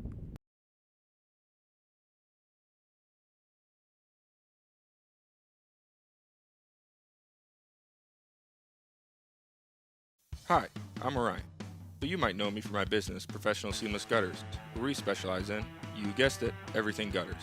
New installations, replacements, cleaning, leaf guards, rain chains, and much more. But unlike other service providers, when you call Professional Seamless Gutters, you get me, Orion, not some bum intern or call center recording. So when you're contemplating any services regarding your gutters on your home or pole barn, think Professional Seamless Gutters.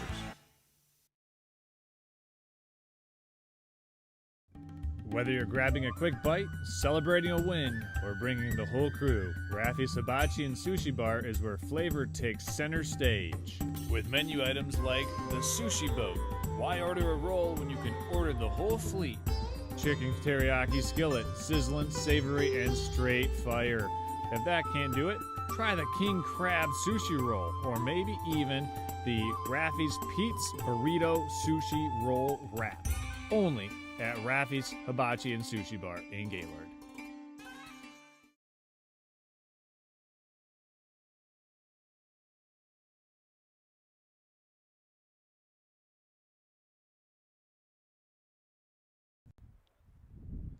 Gaylord St. Mary's tries to retire for 3 more outs as they try to mercy East Jordan.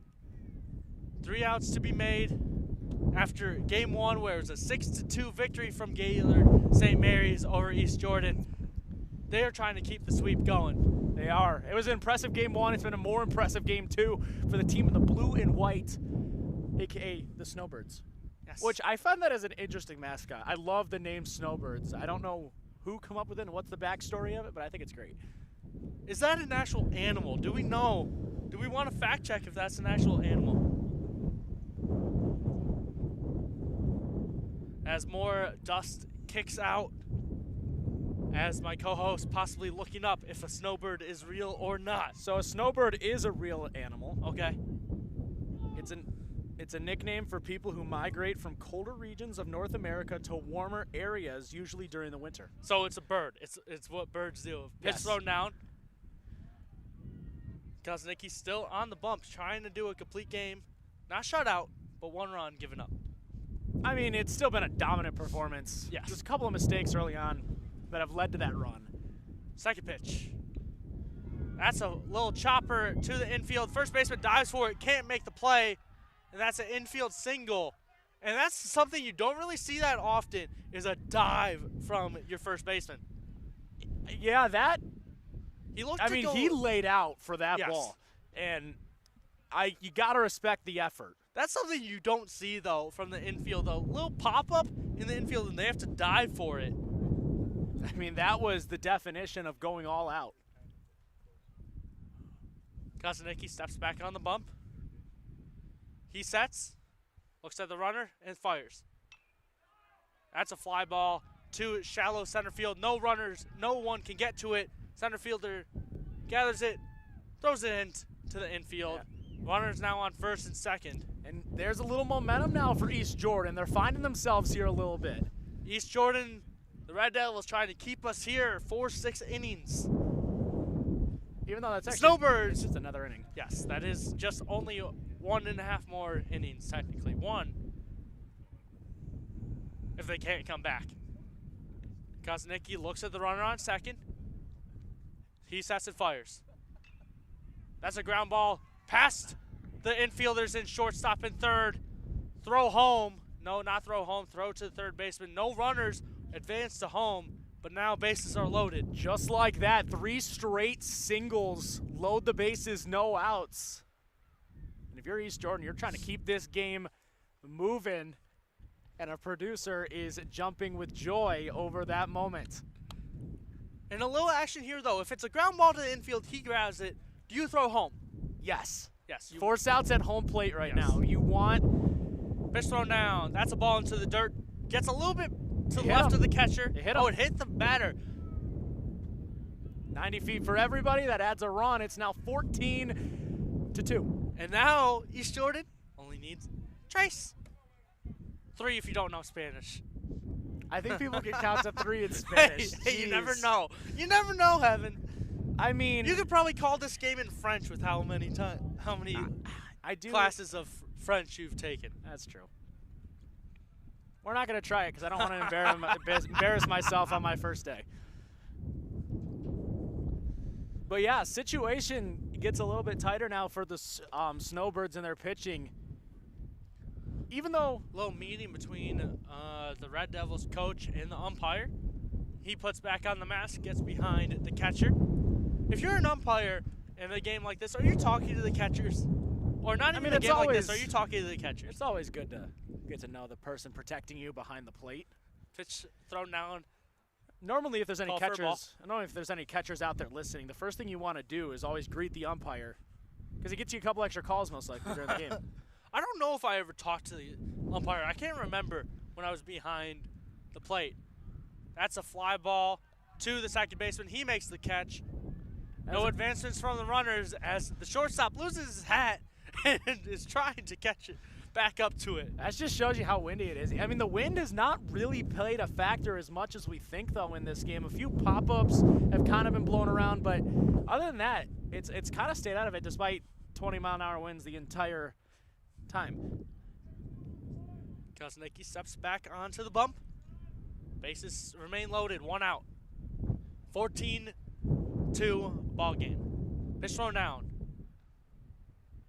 Call ball on the inside. Yeah, just one at bat at a time. Got to keep the guys motivated and keep the momentum moving.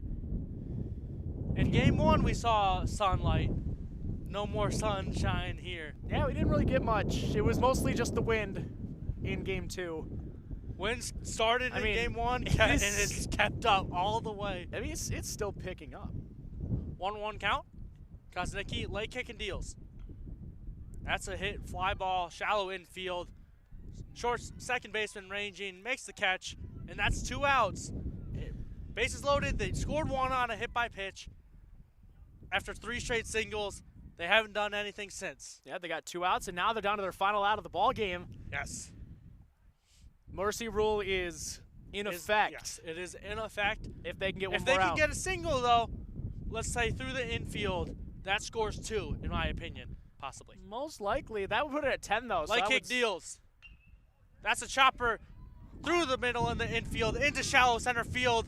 1 run scores, another scores, and it is broadcaster's jinx from Nick Benham, play-by-play. He was, as the he score was is now very close.